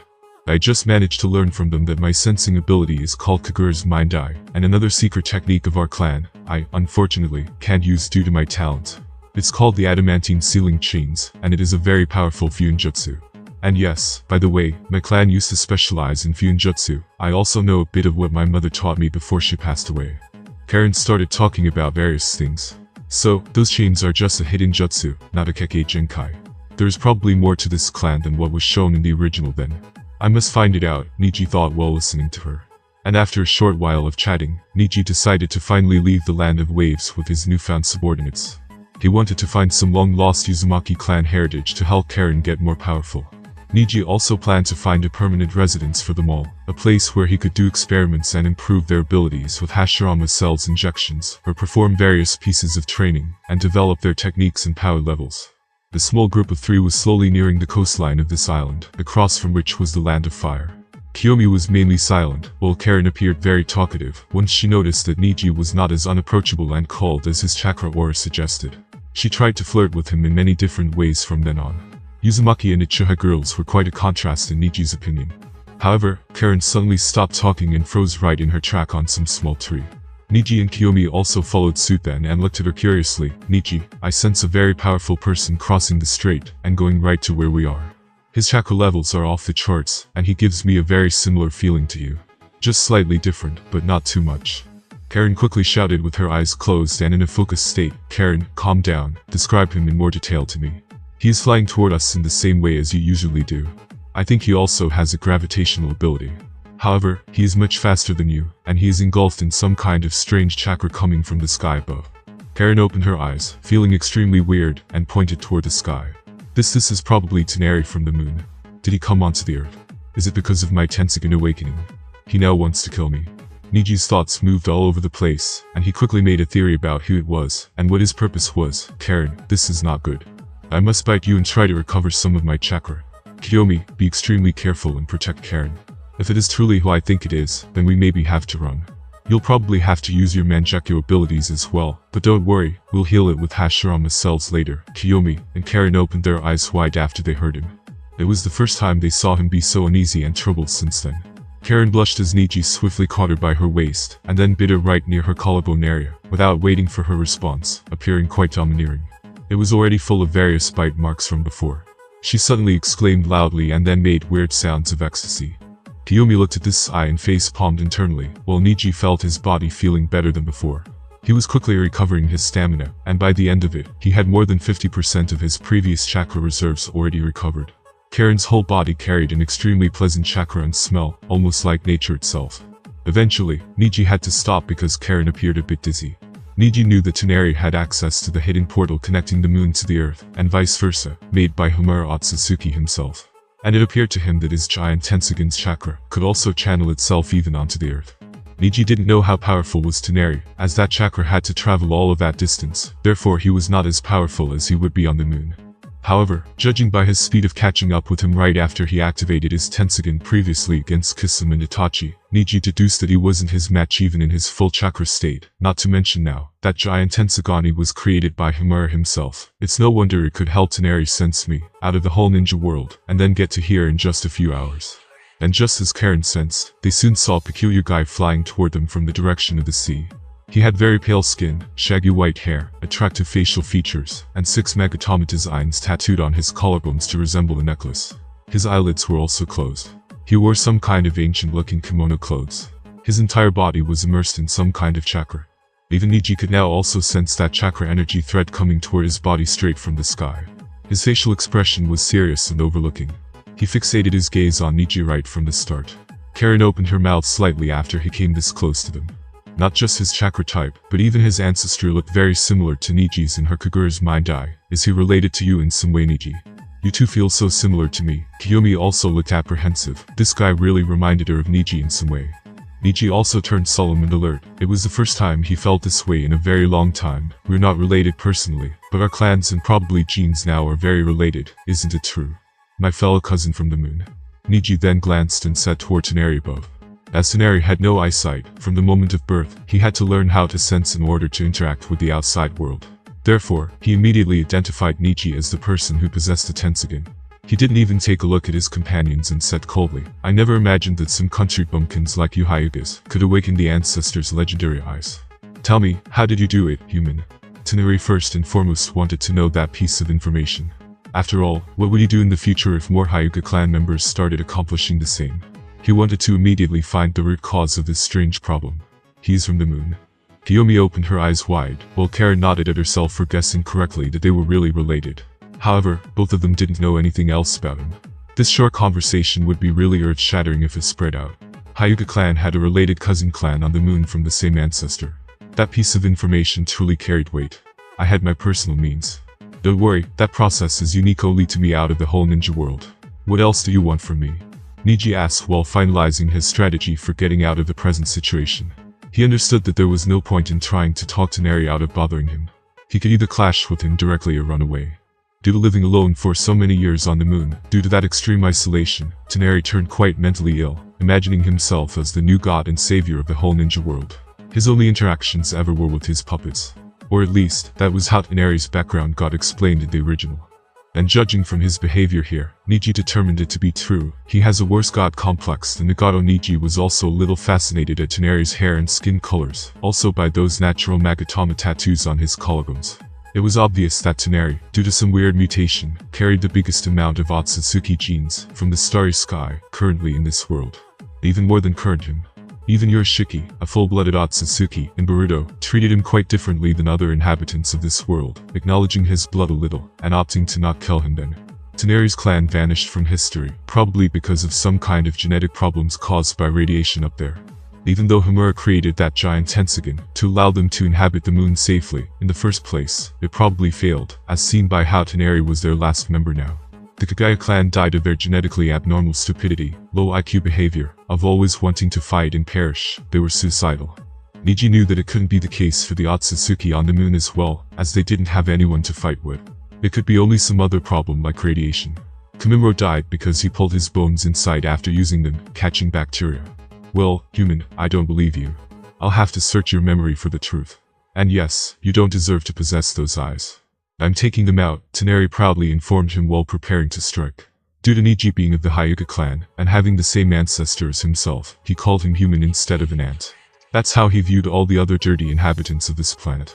He wasted a considerable chunk of his giant Tensugen's energy reserves to get here so quickly before he left this island and escaped his pursuit. It showed just how much he respected and feared his ancestors' Tensugen powers, and how big of a threat to his plan he currently viewed it as. And not only that, but Toneri would also take it out of Neji only due to his pride. He didn't believe that anyone other than him currently in the world deserved to own those eyes. They could only be his. Even though he was much weaker on Earth than on the moon, due to the distance that chakra energy had to travel to here, and lose much of its potency in the journey, Toneri was still assured. He suddenly held his arms forward, and 2 gigantic golems, made out of the earth, suddenly appeared behind Neji and them. Their eyes glowed in strange ways, and Toneri had complete control of them. Then all of a sudden, many kinds of rocks, from the ground, started dancing around Tenari as well, getting quicker and quicker, and like projectiles shot toward them all of a sudden. Neji instantly came closer to worry Kiyomi and Karen with a serious face, and then did an ordinary rotation, while turning his Tensugen on. He whispered to Kiyomi, "Listen to my plan." The rotation was quickly over. Tenari's golems were thrown back a little, as Neji destroyed their legs, and Tenari's rock projectiles got neutralizes as well. However, Tenari, still with a confident expression on his face, suddenly started summoning multiple small orange chakra energy beams toward them, while looking at Neji's open Tensugen eyes, feeling jealous and irritated.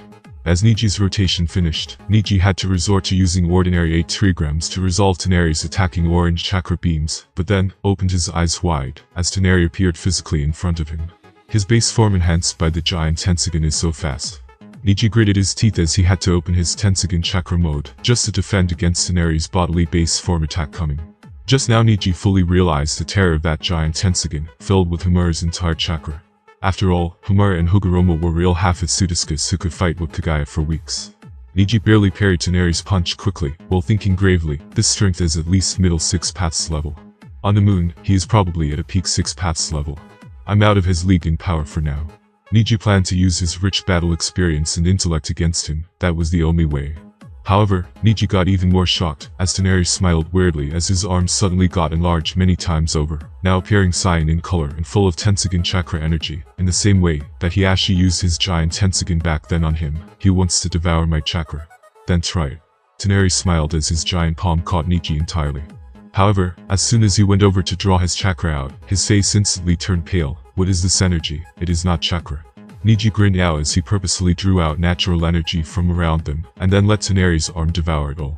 Both Neji and Tenari could currently draw out each other's chakra. However, Tenari surely had an advantage due to his overall power level. Neji didn't want that kind of duel, so he tricked him like that. Kiyomi now, slow him down to the maximum, and increase my speed as much as you can. This is our only chance. Tenari heard that and looked surprised as Kiyomi's eyes turned red and bloody. Tenari couldn't expel that energy in any normal way, so he had to eject out his giant arm's worth of chakra, and throw it all out toward the sea where it dissipated next and turned to stone. Good Karen, support her with your chakra. Neji yelled again, as he suddenly got a strange speed bump, coming straight above Tenari, toward that peculiar chakra vortex that came from the moon. Neji suddenly began absorbing all of that chakra, successfully recovering himself nearly to his fullest. Tenari's face turned enraged, and he immediately realized what Neji wanted to do. However, he was slowed down for a while by Kiyomi's right eye, while her left eye increased Neji's speed. Therefore, he had to swiftly command the giant Tensugen to immediately stop sending chakra toward her. Neji looked surprised as the chakra vortex above Tenari's head suddenly vanished away, but then he immediately appeared near Kiyomi and Karen, and looked at him while thinking, that's it, his body could also hold some of it as a battery. However, he doesn't have an infinite supply of chakra now. And a fourth of this personal chakra reserve already got spent by my natural energy. Meanwhile, I recovered to the fullest. These are way better conditions for me. Now we could run away from here. Kiyomi's whole body felt very painful after using her Mangekyo abilities again this time. However, she was feeling a bit better after Karen allowed her to bite her arm as well. However, Karen, who previously also allowed Neji to bite it too, now collapsed from chakra exhaustion. Neji looked at this and started speaking solemnly to her. Kiyomi, pick Karen up, we're running away. Gravity cage. Tenari suddenly found himself massively slowed down. He lost a quarter of his chakra, while Neji got a boost of it, and this attack was really amazing on its own. Therefore it could slow him out like that. What a control of his Tensugen's gravity ability. Tenari thought as he watched the gravitational cage around him. He couldn't make it like that. He didn't have enough chakra control. He also watched Neji and his teammates flying away expeditiously. However, how are you going to deal with this? Tenari thought next and smirked a little. He then connected himself back to the giant Tensugen's chakra, and then concentrated hard to perform some kind of earth-shaking attack. It was beneficial to him now that Neji was running away because even he didn't want to face that. Tenari could use the close proximity between the giant Tensugen on the moon and the nearby meteors and other astral objects that orbited it. He could then nudge their gravity field just a little bit to make them fall down onto the earth. It didn't require much of Tensugen's chakra, as they were close already, and natural forces would bring them down to earth once their gravity field is changed a little bit. The problem was, however, guiding them straight to his target's positions on the earth. Moreover, with Neji's abnormal speed, he needed to make them also extraordinarily fast. That required a great amount of energy to accomplish, so Tenari was willing to do only 2 maximum. He still needed to preserve the giant Tensugen energy reserves for his earth destruction plan later. Neji, Kiyomi, and unconscious Karen were already flying above the open sea, when all of a sudden, Neji started noticing the sea above them getting darker and darker, for a few moments, then he opened his eyes wide. What on earth? He could even summon meteors. Above them was an island-sized dark meteor. And moreover, it moved extremely fast, making it impossible to dodge. Neji panicked but then composed himself. I just hope there are others. This one I can tank. Silver Wheel Reincarnation Armor. It was the second new ability Neji devised with his Tensugen, alongside the gravity cage, that Toneri didn't have in the original. Though it was supposed to work by rotating small pieces of truth-seeking balls right around his body as armor, accomplished with his otherworldly chakra control. This time he had to enlarge it to protect Kiyomi and Karen as well. Kiyomi felt like she was in another dimension after noticing the large meteor above them, but then she was shocked because she, Karen, and Neji suddenly got engulfed in some kind of silver sphere. This guy summoned that meteor on us. However, my truth-seeking balls should protect us this time. Neji quickly explained, and then with his gravity powers launched the ball forwards. Soon, they heard ear-splitting noises as the silver orb they were inside of got hit by that gigantic meteor. But, as Neji predicted, his human-sized ball of silver truth-seeking balls protected them well. Now Neji already used most of his chakra, so he could only pray to God there were no more of them. However, God didn't seem to hear his voice, as another meteor suddenly pushed below the clouds. Damn, he could summon more of them. Kiyomi, I'm sorry, but once this comes near, I will try to contain it with my gravitational powers, using my last bit of chakra for a while. You then need to speed us both to the shore of the land of fire, before it falls down on us again, and then we may get the chance to survive this. Neji spoke loudly and anxiously, as he didn't want to die.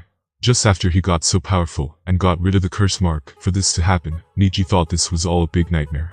However, once the sound of the meteor approached even more, he had to calm down. Ah! Neji suddenly yelled, giving in his last atoms of strength to try and stop it from falling just for a while. Whereas Kiyomi, who was now sweaty and pale as she tried to speed both of them forward, to the shore, away from the meteor, using her last atoms of energy and Jujutsu power. Her whole body hurt like it was being split apart in various directions. Not in a million years would she have guessed that this day would have gone like this. She was just a Jonin-level shinobi not long ago. Fortunately, he still couldn't be killed this time. They got to the shores of the land of fire, and Kiyomi collapsed from exhaustion in the meanwhile. Neji was barely carrying her and Karen on his back. However, they survived. Toneri, I will get my revenge. I will eat your flesh, Neji menacingly murmured. However, he still continued to run forward no matter the pain he felt. His Tensugen was already shut, and his chakra reserves were completely dried up as well. However, his abnormal senju regeneration abilities still allowed his body to continue moving forward. This way it was harder to find us. Neji quickly shut all of their Tenketsu points, completely erasing their chakra presence. He truly didn't expect that Toneri could even summon meteors on him like Madara Uchiha. He nearly perished this time around, and he was completely embarrassed in front of his new subordinates. A week has already passed by since Neji's unexpected and precarious confrontation with Hamura Otsutsuki. However, they all still survived in the end. They gave their last atoms of strength, but they still lived after all. Toneri later chased them day and night, inside the various terrains of the Land of Fire, after that. However, as Neji shut all of their chakra presence, they weren't found. It truly humiliated and reminded Neji that he still can't be complacent in the future despite getting so strong. After all, if Toneri managed to pressure him like that, what about full-blooded Otsutsuki members who are all above the so-called Six Paths level? Neji needed really to step up his game. Nevertheless, even though they have all recovered more or less by now, Kiyomi apparently reported some kind of permanent eyesight loss, due to her extensive overuse of the Mangekyou's abilities. Neji immediately reassured her that he would work on her eyesight next, as soon as he established a permanent place, where he could relocate his laboratory from the Land of Fire near the Konoha. But first, Neji led them to try and find some of Uzumaki's secret long-lost heritage for Karen, as she wasn't aware of much of it on her own. Then, after elevating Kiyomi and Karen to their fullest potential, he could try and steal that giant Tensugen from Hiashi, and bring himself to the next level of power as well. After all, he mainly lacked chakra. For now, DNA vision was still a longer-term plan. In Neji's opinion, the Uzumaki were probably a less genetically gifted version of the Senju clan, regarding Hagoromo's body part of the inheritance, without the possibility of awakening the wood release, therefore probably had to instead focus on Fuinjutsu. Though the differences between them were minimal. Just like differences between the Hamura's body, part of inheritance were also minimal between the Kagaya and the Otsutsuki clan on the moon. One had Byakugan, while the other had Bones Kekkei Genkai. However, both were relatively similar in terms of overall physique and chakra levels. While Hyuga and Uchiha were both Six Paths Eyes genetic inheritors. Neji, is this really the hometown of my clan? Karen walked among ruins in front of Neji and curious-looking Kiyomi. The place looked like it was destroyed a very long time ago. Only a couple of Uzumaki clan symbols on parts of the demolished buildings here and there revealed its origins. They all came toward the Uzashigakure, the hidden village of the Uzumaki clan a long time ago. It was located on a small desolate island, in the sea between the land of fire and the land of water. The Uzumaki made their home in the land of whirlpools, a small island nation off the eastern coast of the mainland, named for the whirlpools that manifest in its numerous rivers. Their missions typically involve traveling with sailors and merchants overseas to provide protection during their voyage, guarding coastal towns against bandits and ninja, and they were frequently hired to hunt down pirates causing trouble for the local authorities. Though, they were now mostly forgotten. Karen was feeling weirdly sentimental at this time, looking around, as if she had some kind of deeper kind of connection with the place. Neji looked at this and sighed at how Sasuke never brought her here in the original. It was very easy to find thanks to Neji's knowledge of Nereverse geography from his past life, and little research earlier in this world. Neji had some kind of intuitive feeling it could make Karen stronger. After all, Neji long ago realized that genetic memory was real here. Uzumaki clan's hundreds of years of history could probably make Karen compatible with Fuinjutsu, due to her genetic memory. Therefore, it was the predestined perfect direction for her. Yes, Karen, concentrate this time, look around more carefully. Maybe there is some kind of secret mechanism here waiting for you to discover. Then you can learn some secret techniques of your clan, Neji suddenly mentioned. In his opinion, there was a big possibility for something like that. After all, even in his previous life, it was always weird to him. The Uzumaki clan was obviously wiped out. However, why did such a great clan forget to leave any backhands behind? Or they did, but it simply wasn't shown. Karen, Nagato, and their parents were obviously survivors of the Uzumaki clan, scattered around different parts of the world. But what if there were more people like them? What if the Uzumaki clan managed to save some of their members from destruction purposefully, and left them some kind of secret heritage, waiting for them to discover, which wasn't shown in the original? They looked all over those ruins for a while, but they didn't discover anything new. However, all of a sudden, Neji got a flash of inspiration and said to Karen, "Try to activate Yukagure's mind eye." Karen was doubtful but still nodded and did what Neji asked. However, she still didn't find anything of value inside those ruins. Neji suddenly turned silent in disappointment, but then got another idea. Try sensing all around this island. Maybe there is something in the sea. Karen listened to him again. Kiyomi and Neji turned silent while she concentrated hard. Both of them were not big talkers. "Neji, I found something. Inside a small coral island around 20 kilometers away from here. There is a distinctive chakra footprint." Karen suddenly spoke energetically. "Then let's go there." Neji smiled. It seemed that he was proven right once again. He genuinely had a very good intuition. It seemed that only Uzumaki members who had awakened the Kagura mind's eye could spot that location. He wondered what kinds of shocking and unknown things waited to be discovered there. Once in history existed a truly special existence. It was a country ruled by only one shinobi clan. That clan formed its own hidden village, and even had the power of their whole country, where they resided, in their own hands. Outside of the usual shinobi-like services, their whole livelihood was based upon the powerful seals that they were making and then selling to other shinobi forces. The members of the clan were mostly discernible by their mainly red hair color coming in few shades. Seals were a powerful tool made for shinobi. They are made of chakra, and they could store all kinds of items inside, thereby providing a lot of convenience for the shinobi. They could also be used for a lot of other purposes like defense or attacks. It all depended on the creativity used for the seals. Uzumaki lived longer lives, and their wounds healed faster compared to other shinobi. This is why their hidden village was once called the Village of Longevity. The only clan that could compare to them in this department was the Senju clan of the Hidden Leaf Village. The Senju and Uzumaki clans had an extremely good relationship throughout the whole history of their individual existence. They were also, unbeknownst to the world, also both descendants of the same ancestor Hamura Otsutsuki. The only difference between them, their fields of specialization, and some unique powers. Every generation was closely interlinked with one another through arranged marriages and other various means. They were really close to a real family in that way. Following the founding of the Hidden Leaf Village at the end of the Warring States period, the Senju chose to symbolize their clan's friendship by adding Uzumaki's emblem to Konoha's flak jackets.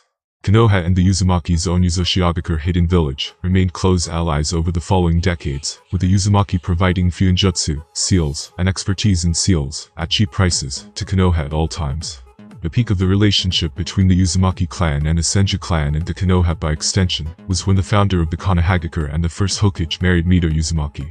However, due to his extreme will of fire, as soon as the Warring States period ended and the Konohagakure village got established, with his belief that everyone should be a family, and that there should be no barriers between villagers, Hashirama encouraged everyone in his Senju clan to intermarry with ordinary villagers, as to make the village as a whole more strong and united. To make everyone more equal in power, totally unlike what closed clans as Hyuga or Uchiha believed. That meant that the Senju clan ceased to exist, Mito Uzumaki died of old age, and Hashirama died even earlier, due to some unknown reason. The Uzumaki clan found themselves suddenly left with no firm allies. They were left with just famously weak-willed and indecisive Hiruzen, and Danzo who whispered to his ear that they should just let his Shigakure get destroyed because it was too dangerous and strong, and that going against the other 4 great ninja villages for one Uzumaki clan was suicide. Therefore, once they were attacked by the other 4 great ninja villages at that time, they got no help from Konohagakure, and were truly destroyed to the point of no return then. They already got Kushina Uzumaki to continue the lineage of backup Jinchurikis, they got Uzumaki's techniques through Mito Uzumaki, and they didn't need them that much in Danzo's mind anymore. After all, even Konoha was afraid of them. As for why the other 4 great ninja villages always wanted to massacre them so mercilessly, it was probably because the Uzumaki clan previously always helped Konoha by selling them seals at half price, even during the previous Shinobi World Wars. Also, they were stronger than each of them, that's why they had to gang up to destroy them. Konoha always preferred Uzumaki clan Jinchurikis instead of Senju ones, despite them both having similarly strong bodies and large chakra pulls, because only Hashirama managed to ever get the illustrious wood release acquired for taming the tailed beast, once it run away, of the Senjus. Meanwhile many ordinary Uzumaki clan members learned the adamantine sealing chains, therefore. There were better containers for those beasts, they could catch it back if it ever runs away. In fact, not only Konoha did not help the Uzumaki clan, it even left the Iwagakure and Sunagakure forces, who needed to come through the Land of Fire due to basic geography, at that time, to pass freely without alerting the Uzashigakure. And that fight lasted for days. They could come to help as Uzashio was just in the sea right beside the Land of Fire. It was apparent that it was a classical sellout done by them. This was all hypothesized by Neji even in his previous life as a fanfic writer. He just got more and more confirmations recently, while he researched information related to that clan. Previously, Kara noticed a peculiar chakra presence inside this small coral island, and they probably came there. However, only Karen could see and was allowed to pass the secret seal formation which guarded it probably from outsiders. So, she went in, while he and Kiyomi remained outside, standing on the water and waiting for her to come out again. Neji was really looking forward to it. Neji talked about his theories regarding the Uzumaki clan previously with Karen to pass on time. Karen was apparently taking really long inside, however, he checked with his eyes, and she was fine. Damn, this Konoha is really more insidious than I thought. They could betray their own ally, their own clan who founded them. They simply deserve to get destroyed, it's universal justice. Kiyomi gritted her teeth after getting the full story from Neji. She also had a bit more good feeling for Karen, realizing that they share quite similar fates regarding the clans to which they belonged to. I don't know how were they defeated in the end, however, it must have been quite a fight as nearly all of the big nations had to band together against them. Maybe Karen will clear this out for us later. I suspect that she is currently receiving some kind of very important inheritance from her clan inside. The stronger she is, it's better for us as a team and for your dream of destroying the Konoha. It's kind of us against the whole world. Neji added and looked at Kiyomi who looked like she agreed. And just like that, Neji and Kiyomi had to spend another 3 hours in mindless chatter before Karen came out of the mini-island looking dazed. She also now got the control seal of the place. I met with the last patriarch of the Uzumaki clan just now.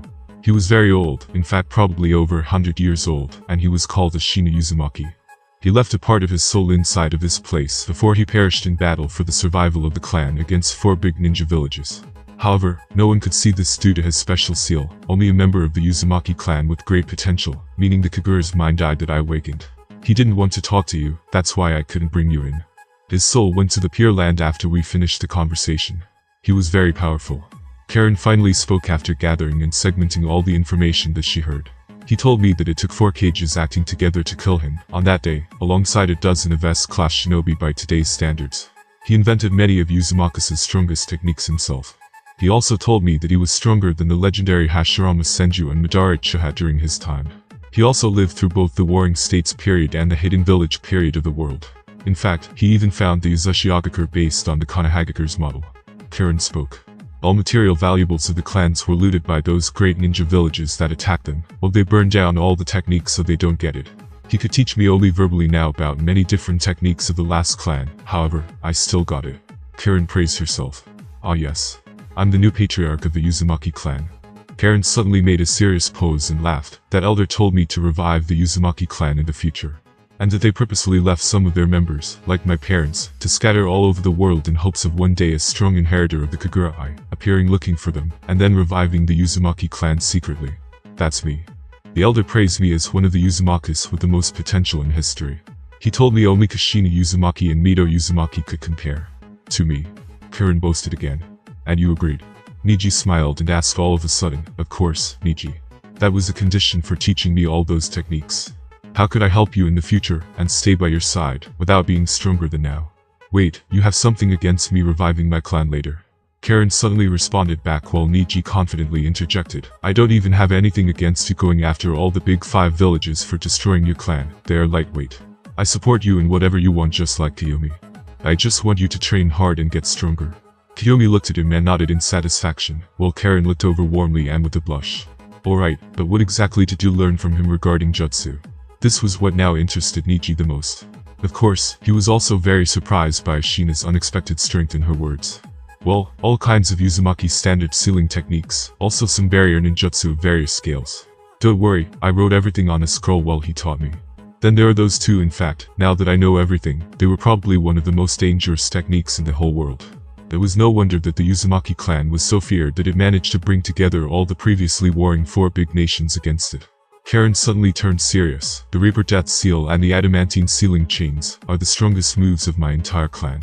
And there are way more stuff to those 2 jutsu than the rest of the world currently believes. The Adamantine Sealing Chains jutsu was the oldest and most prized Fuinjutsu technique of the Uzumaki clan, which forges their chakra into incredibly durable physical chains. And in addition to physically binding targets, the chains are said to neutralize their target by binding and nullifying their chakra. They could come in various sizes, as the most advanced version of it could even secure a full-tailed beast. These chains can physically bind a target by wrapping around their form to restrict all movement or tear right through the target, with the destructive force of their extension. They are released from the wielder's body, and the exact size, shape, and length of those chains are flexible, making them adaptable enough to suit their needs in any given situation, both against humans and beasts. The end of the chain can be tipped with a spear-like blade to pierce through an obstacle, or a hammer-like club to strike with blunt force, or a claw-like head to grab onto a target. Being made from chakra, the chains move according to the wielder's will, rather than any physical movements like a regular chain would. So they can extend over great lengths and change directions at sharp angles, to better entrap the target within their clutches, and they could it quite fast. In fact, it's possible for the chains to be used in other ways, such as directly binding the target through physical touch, and they can act as a perimeter to create an impenetrable barrier to keep enemies inside or out. Even with a fragment of the Fuinjutsu's true strength, it is a truly powerful ability. However, only the most talented Uzumaki, with the strongest chakra, could learn that technique. But, what were the exact mechanics of it? I mean, how do you create them in the first place? They were now alone on top of a small coral island, so Neji asked after listening to Karen's introduction. That's the most interesting part. Previously, when I learned about it from my mother, I didn't understand much of it, but now after listening to the explanation of the patriarch, it seemed that those chains were in fact full of secret sealing formulas. Sealing formulas molded into physical chains. The patriarch also claimed that the chains themselves were a product of the Yun release. And I have a very good compatibility with the Yun release, he said. Karen explained passionately, so those chains were a mix of ordinary Fuinjutsu and the Yun release. Interesting, Neji thought. She just had to work harder on her Fuinjutsu skills themselves, as they lack because she hasn't been properly trained in them since she was young. She had a lot of basic Fuinjutsu catching up to do. Her childhood wasn't exactly learning friendly. However, her innate aptitude was very good. She was previously worried that she would always drag Neji and Kiyomi down. However, that wouldn't be the case anymore. If she could master everything that she wrote there, she would become pretty amazing too. Previously, she had no idea her clan was so powerful and full of mysteries. Suddenly she looked at Neji feeling extremely thankful that he recommended bringing her there. Not only that, the most skilled Uzumaki users of that technique in history could even use it to seal away their opponent's life forces gradually by binding them, and they can even transfer it inside of themselves, if they are on an even higher level of mastery. The longer the opponent stayed under their grip, the older he would become. Meanwhile, the user will get younger. Neji, I will soon get really strong. Karen laughed in approval at the insidiousness of that technique, while Kiyomi and Neji opened their eyes wide after listening. For Kiyomi, it sounded really powerful. She always had an appreciation for strong techniques. Whereas Neji got completely shocked by another thing. Those few short sentences that he just heard from Karen totally weren't shown in the original series. However, the life force stealing ability can be used against opponents of stronger life forces than your own. It's the only restriction if you manage to master it successfully. Karen added at the end, aha, so that's probably why Kushina couldn't use it against the Nine Tails, even if she had it. Neji now understood this question, which also bugged him previously after learning of that technique. Karen, you've brought me such a big surprise, good job. It wasn't a mistake to include you in my team. When will you learn to use those chains? And what about that other technique you said? Neji smiled and asked Karen. His intuition regarding Uzumaki's didn't disappoint him once again. Well, it depends, Neji, there are many versions of those chains. First are the most basic attacking chains, then those that could also restrict your enemy's chakra. Then there is the highest version which could seal away your enemy's life force, and reseal it into yourself. I don't know how long it would take, however, the elder said that it could also happen suddenly. If I experience some kind of mental disturbance, it could help display those chains even better. Due to the Yun release, he said so. That's why Karen showcased that ability, only when she was that emotionally disturbed in the original. Neji felt like he got the whole story now. He understood very well the connections between your emotional and mental states to your spiritual energy, and also Yun release mastery. Eventually, Neji and Kiyomi turned their ears once again as they listened to Uzumaki's other most powerful technique, the Death Reaper Seal. Karen said that the two jutsu were peaks of their clan. The Death Reaper Seal is a sealing technique developed by the Uzumaki clan to call upon the power of the imaginary Shinigami in order to seal the opponent's soul for eternity inside the belly of the Reaper, usually at the price of your own. After the hand seals are performed, the user's soul is partly separated from their body and suspended behind them. Behind their soul appears the Shinigami, which restrains their soul with its hair. Only the summoner is able to see it at this point. After a few moments, the Shinigami wraps its left arm with prayer beads and chants unintelligibly until a curse seal appears on its arm. It then drives its arm into the summoner's soul, thus allowing the summoner to call upon the Shinigami to seal the enemy. Thereafter, the Shinigami's arm emerges from the summoner's body and grasps the opponent's soul. The distance from which this move could be launched usually depends on the overall proficiency of the caster of the technique. However, what Neji wasn't aware of previously, and what shocked him, what Karen told him now, was that the summoner of the Shinigami doesn't necessarily have to die if he seals the soul of a lesser powerful opponent with less chakra and his smaller soul. He would only have to sacrifice the similar size part of his own soul to the belly of the Shinigami, not the entirety. That is certain only if the technique is used against a stronger enemy. Thinking back now, it made sense to Neji. After all, that technique had two appearances in the original, when old 70-year-old Hiruzen used it against stronger Orochimaru, and when Minato used it against the Nine Tails during Obito's attack on him. It's no wonder that the Uzumaki clan was so feared. Just think about what this technology could do to enemy forces, if all those strange masks they had got also utilized, Neji sighed aloud. Karen also told him about those masks back at the Konoha, which could allow anyone to invoke the Shinigami, regardless of his proficiency at the technique. It could make a terrifying kamikaze force. Back then, the Uzumaki clan gave a bunch of them to Konoha as a sign of their friendship. Neji remembered that part also from the original when Orochimaru worked on it to free past Hokages. It is the perfect technique for your clan, Karen. You all have such large chakra reserves, barely anyone could contend with you in that department. This means that you could in theory seal anyone inside of the Shinigami without yourself dying if of course you successfully catch your enemy. I admit, your clan was much stronger than my Uchiha clan, Karen, Kiyomi also sighed. And that's not even everything yet. I didn't tell you about the giant barrier ninjutsu that protected this village from the outside. They could only use some nefarious means to get in, or even the 4 great ninja villages couldn't do anything against us. The patriarch I talked with, Ashina Uzumaki, could even seal a whole mountain inside a small pocket dimension, just with his basic Uzumaki Fuinjutsu. He was also the one who first improved the adamantine sealing chains. Karen boasted. And Neji, patriarch, warned me not to tell this to anyone. However, you're not just anyone. The Death Reaper Seal is actually a secret Fuinjutsu technique created by applying the Yang release onto the specific sealing markings and formulas, giving it a lifelike appearance like it was a real Shinigami. And it's weird, isn't it? Those adamantine sealing chains are mostly Yin release with Fuinjutsu that seal away your life force and physical energy. Whereas the Death Reaper Seal is Fuinjutsu with Yang release, sealing your spiritual power, or better said soul, away. Karen continued speaking in a teaching manner. Neji incredulously thought, so, that's it. What a truly great clan. They talked about the rest of Karen's conversation with her Uzumaki elder for a while, before Neji suddenly got a flash of inspiration. Karen, is this place free? Can we enter now? I think this is perfect for our base. Neji suddenly smiled and recommended while looking at the sea all around them. He doesn't think anyone could find them. Moreover, Karen now gets access to that invisible barrier. And it looked quite spacious, perfect for hosting many laboratory rooms inside, and they could do various pieces of training outside. Neji couldn't think of any better place for now. This one was great. Yes, well done, Neji. I now got the sealing commands for this whole place. Let's go in and make yourself at home. Karen smiled full of pride. She was also happy with this place, giving her a fond feeling of her own kind. She enthusiastically walked in first, after giving a command, while they followed. The place was full of Uzumaki symbols and heritage with many compartments and rooms. At last, they all sat down in front of some kind of large table with the Uzumaki symbol on top of it. Karen quite liked this familiar atmosphere. Even quite Kiyomi now looked pleasant to her, and she smiled. It looked like she finally found her own home. She now really liked Neji even more after this. Karen, we will live here. We should all focus on training and developing our powers. I can't help you much with Fuinjutsu or your other Uzumaki stuff. Are there any scrolls left now that could help you? Neji looked at her and asked.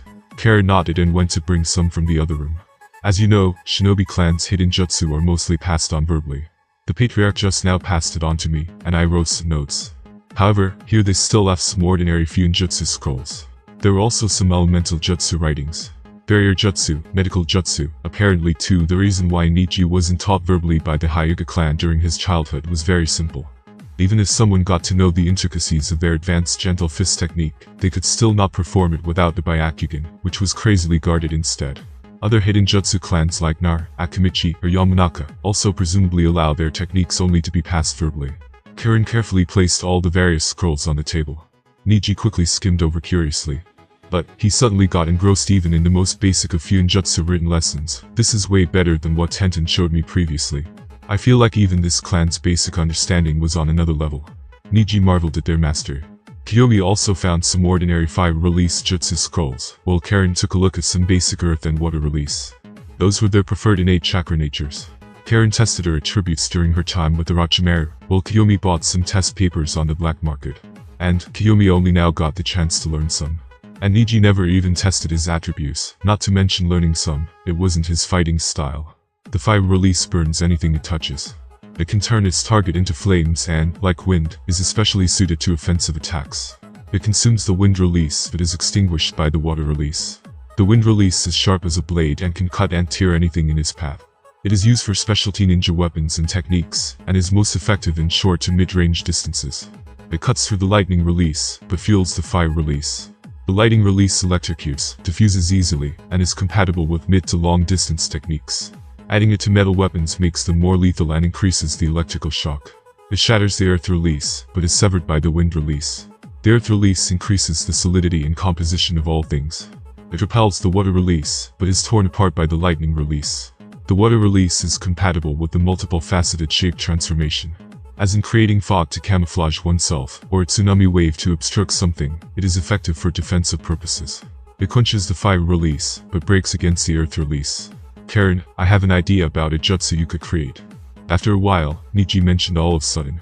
Karen and Kiyomi looked at him curiously, while he dropped the name, multiple exploding clones. Neji got the idea for that technique from his previous life, when he watched how Itachi used them. It's perfect for you. With your available chakra pull, you could create hundreds of them, making them explode on your command or after getting destroyed. You just need to figure out how to integrate ordinary explosive tags with your clones, which could also be normal or better yet shadow clones. I think you probably have the instructions for them somewhere along these papers as well. In fact, explosive tags were not Fuinjutsu at all. They were Jutsu Shiki or Jutsu formulas, something like hand signs, just in the written form instead. The Flying Raijin was also a Jutsu Shiki technique. Fuinjutsu is just a jutsu of sealing or unsealing something, while Jutsu Shiki was like a programming language of Neji's past life. Jutsu Shiki are those marking that create Fuinjutsu, not Fuinjutsu itself. Fuinjutsu was just sealing something inside of something or someone or releasing it back outside. Explosive tags are a standard ninja tool that consists of a sealing formula applied to a slip of paper that is able to unleash an explosion. The explosion sealing method is a sealing formula that stores an individual's chakra in a pattern that causes it to react violently when unsealed. Once activated, the explosive tag starts to burn, and then the chakra is released in an instantaneous burst of heat, flame, and concussive force to produce an explosion. The more chakra sealed within the formula, then the greater the force of the explosion that is released. Even Genin had knowledge of them. An explosive tag can be activated in a number of ways. A standard method is for the user to channel their chakra into the tag to unlock the seal. But it can also be set to detonate on a delay, so that it explodes after a specified amount of time has passed, when in proximity to another person to hurt an enemy when they get too close, or when they are moved or touched to set a critical trap. If a tag explodes in close enough proximity to another tag, then it will cause that one to react and explode as well. The more tags exploding together, then the greater the range and scale of the explosion unleashed. Even just setting a tag on fire will cause it to react and explode. Karen and Kiyomi also knew about those tags, however, they could not think of how to combine them with clones, in the way that Neji mentioned. However, Karen, who knew more about Jutsu Shiki, nodded. I think I can do it. I just need more time, just like with everyone else I plan to learn now. Anyway, thanks for the advice, Neji. What did I do to deserve such love and care from you? Karen feigned embarrassment. Anyway, Kiyomi, I didn't forget about you. Here is the Konoha's strongest soul technique, which I used to upgrade my Jujutsu powers. Familiarize yourself with it, so you can start working on expanding your Susanoo to the highest level, as soon as cell transplantation is over. Neji looked at Kiyomi suddenly and have her scroll from his small backpack. She thanked him and took it over. Neji already explained to Kiyomi everything he knew about Jujutsu evolution during the last week. Kiyomi, see you later. I'm going to bring all of my equipment here. And you, Karen, train very hard while I'm gone. I will need your help sooner than you think. Just imagine how big of a powerhouse you will become after learning all that Uzumaki stuff and hopefully awaken the wood release after I transplant you those Hashirama Senju cells as well. Neji was now much more confident in doing that cell injection procedure on both after he already did it successfully once on himself back then. Neji smiled while standing up. He also suddenly touched her hair a little. She was really the best possible acquisition done by him. He also previously told her about Hashirama Senju and his legendary one-of-a-kind, Kekkei Genkai. Just like himself with more cells, full of Otsutsuki genes, awakened Tensugen, he thinks Karen could awaken the wood release. Albeit weaker than Hashirama's because she still lacks his legendary sage mode, probably coming from the slugs. He now planned to return to the Land of Fire and transport all of his laboratory equipment here. He wasn't sure if he would find a better place to keep it, so previously left it there, but now he found it. He obviously knew the required basic Fuinjutsu techniques for transportation from way before. Wood release was a nature transformation Kekkei Genkai, a combination of earth and water release. However, that combination, without Senju's DNA, could only result in a much inferior mud release Kekkei Genkai. Only Senju clan members could unlock that overwhelming wood release. Alright, see you all later. Karen, I hope the procedure also manages to cure your eyesight. I predicted you would look way better without your glasses. Then maybe I could consider your advances. As for now, there is not much hope. Neji said and suddenly disappeared toward the place, going straight for the Land of Fire. Karen remained frozen in place with a big blush, while Kiyomi sighed. Dumping on the water through the nearby sea, Neji thought of Karen once again. It was not without a reason that he gives her constant small-time attention here and there. He does that to influence her and keep her more devoted and bound to him. Then even if Kiyomi, for some reason, betrays himself in the future, he would then still have another six-paths fighter by his side, Karen Uzumaki. He really couldn't imagine previously that the girl has such enormous, hidden potential.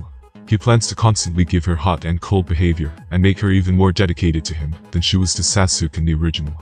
After all, Sasuke even wanted to kill her in the original, and treated her like garbage.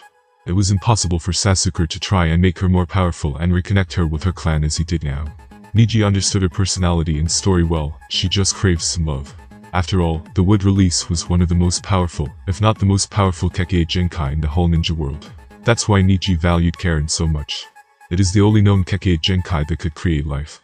It just needed to plant the roots, and the rest of woods and plants would grow on their own, thereby saving the users of this ability much chakra. It could also help them heal, it could restrict or absorb chakra, even from the tailed beasts.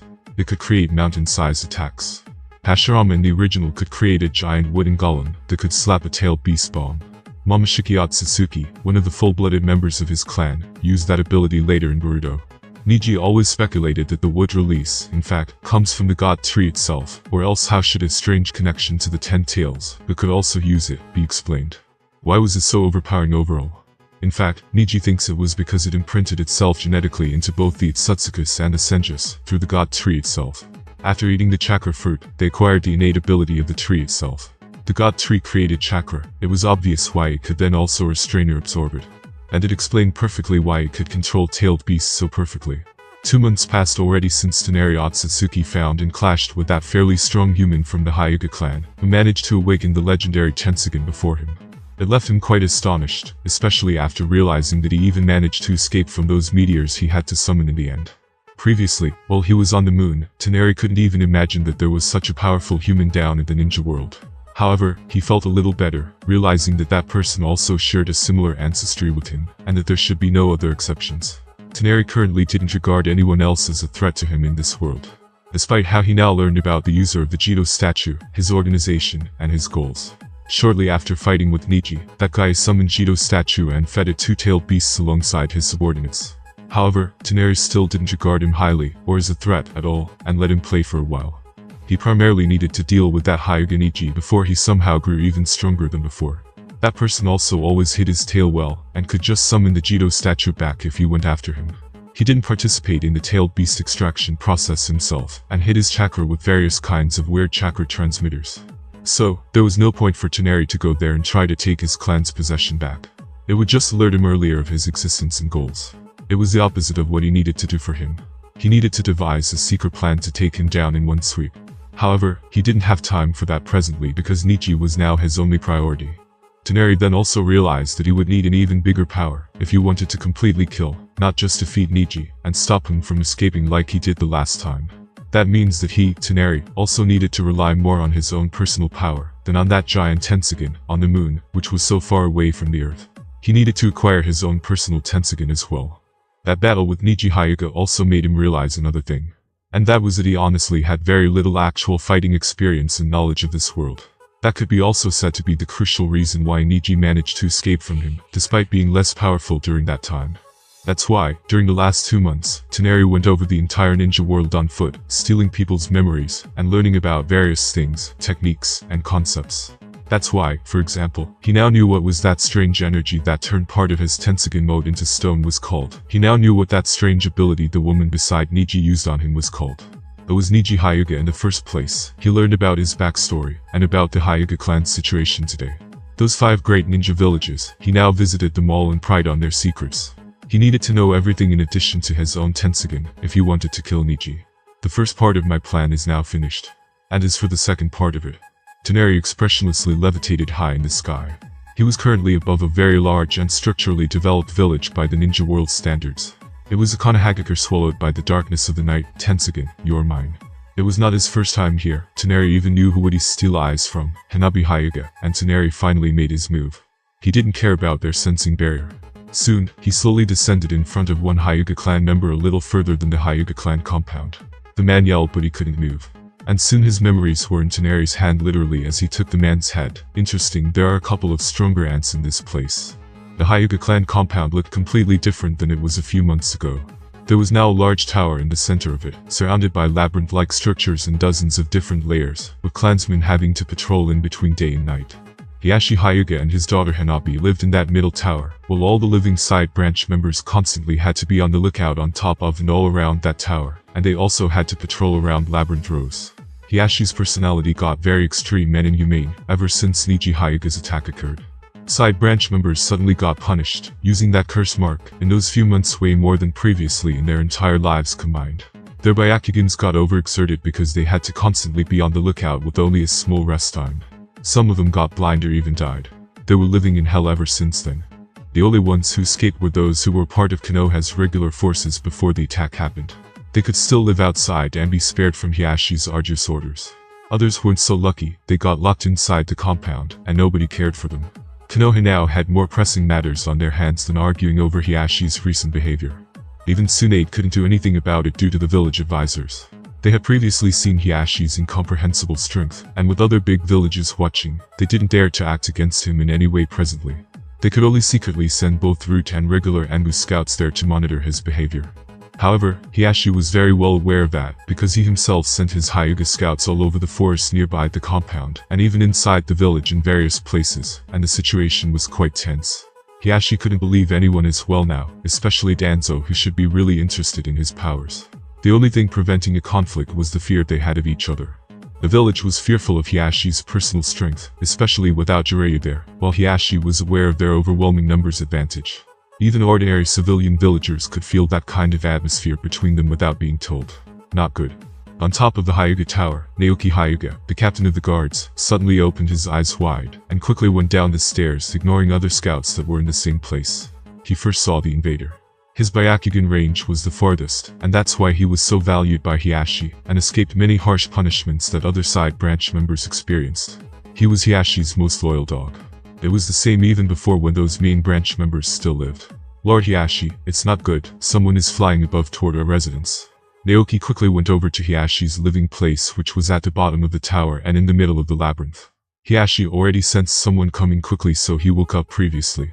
Hearing that, he swiftly came to the terrace and opened his Byakugan as well. After taking a look, he opened his eyes wide. Naoki, lead everyone and protect Hanabi at all costs. If something happens to her, you all will feel the strongest pain of your entire worthless lives. I'm dealing with it on my own. Hiyashi already got a couple of clues from the flying visitor's chakra presence. He needed to take him on outside of this place as to minimize the potential danger to Hanabi, who slept in her own room close to his own. After experiencing that shame at the hands of Neji Hyuga, Hiyashi shut himself inside the compound until he got more used to the powers of the giant Tensogen that weren't used for hundreds of years. And his power recently really went one level further than that time when he fought with Neji. However, he was still mad because he couldn't make any kind of moves regarding his potential revenge against Neji, because he was under the constant surveillance of the Anbu and the Root. He was certain that Danzo could strike against him at any time now, as he was strangely quiet recently. Report this to Lord Danzo immediately. Fu, who commanded the Root members around the Hyuga clan compound, whispered to a masked individual beside him urgently. He also noticed the precarious situation.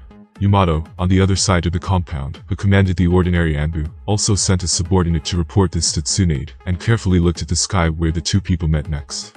Both of them could strangely fly, which was one of the rarest skills in the ninja world. For Fu Yamanaka, their chakra auras felt extremely familiar. The stillness took over the scene. My name is Hiyashi Hyuga. I'm the current patriarch of the Hyuga clan. May I know your esteemed guest's name? Hiyashi wanted to test the waters first. He was really amazed by Toneri's otherworldly appearance at the door. He already guessed inwardly that he is from that clan on the moon. And, if that was the case, then he still wanted to think and hope that the visitor came with good intentions. Hamura Otsutsuki. There was no need to introduce yourself to me. I already know everything about you and your family. I visited you once with my father while I was young. Toneri replied unmoved, but then continued with anger in his voice. You come from the same source as me and my clan, from the same ancestor. However, what do?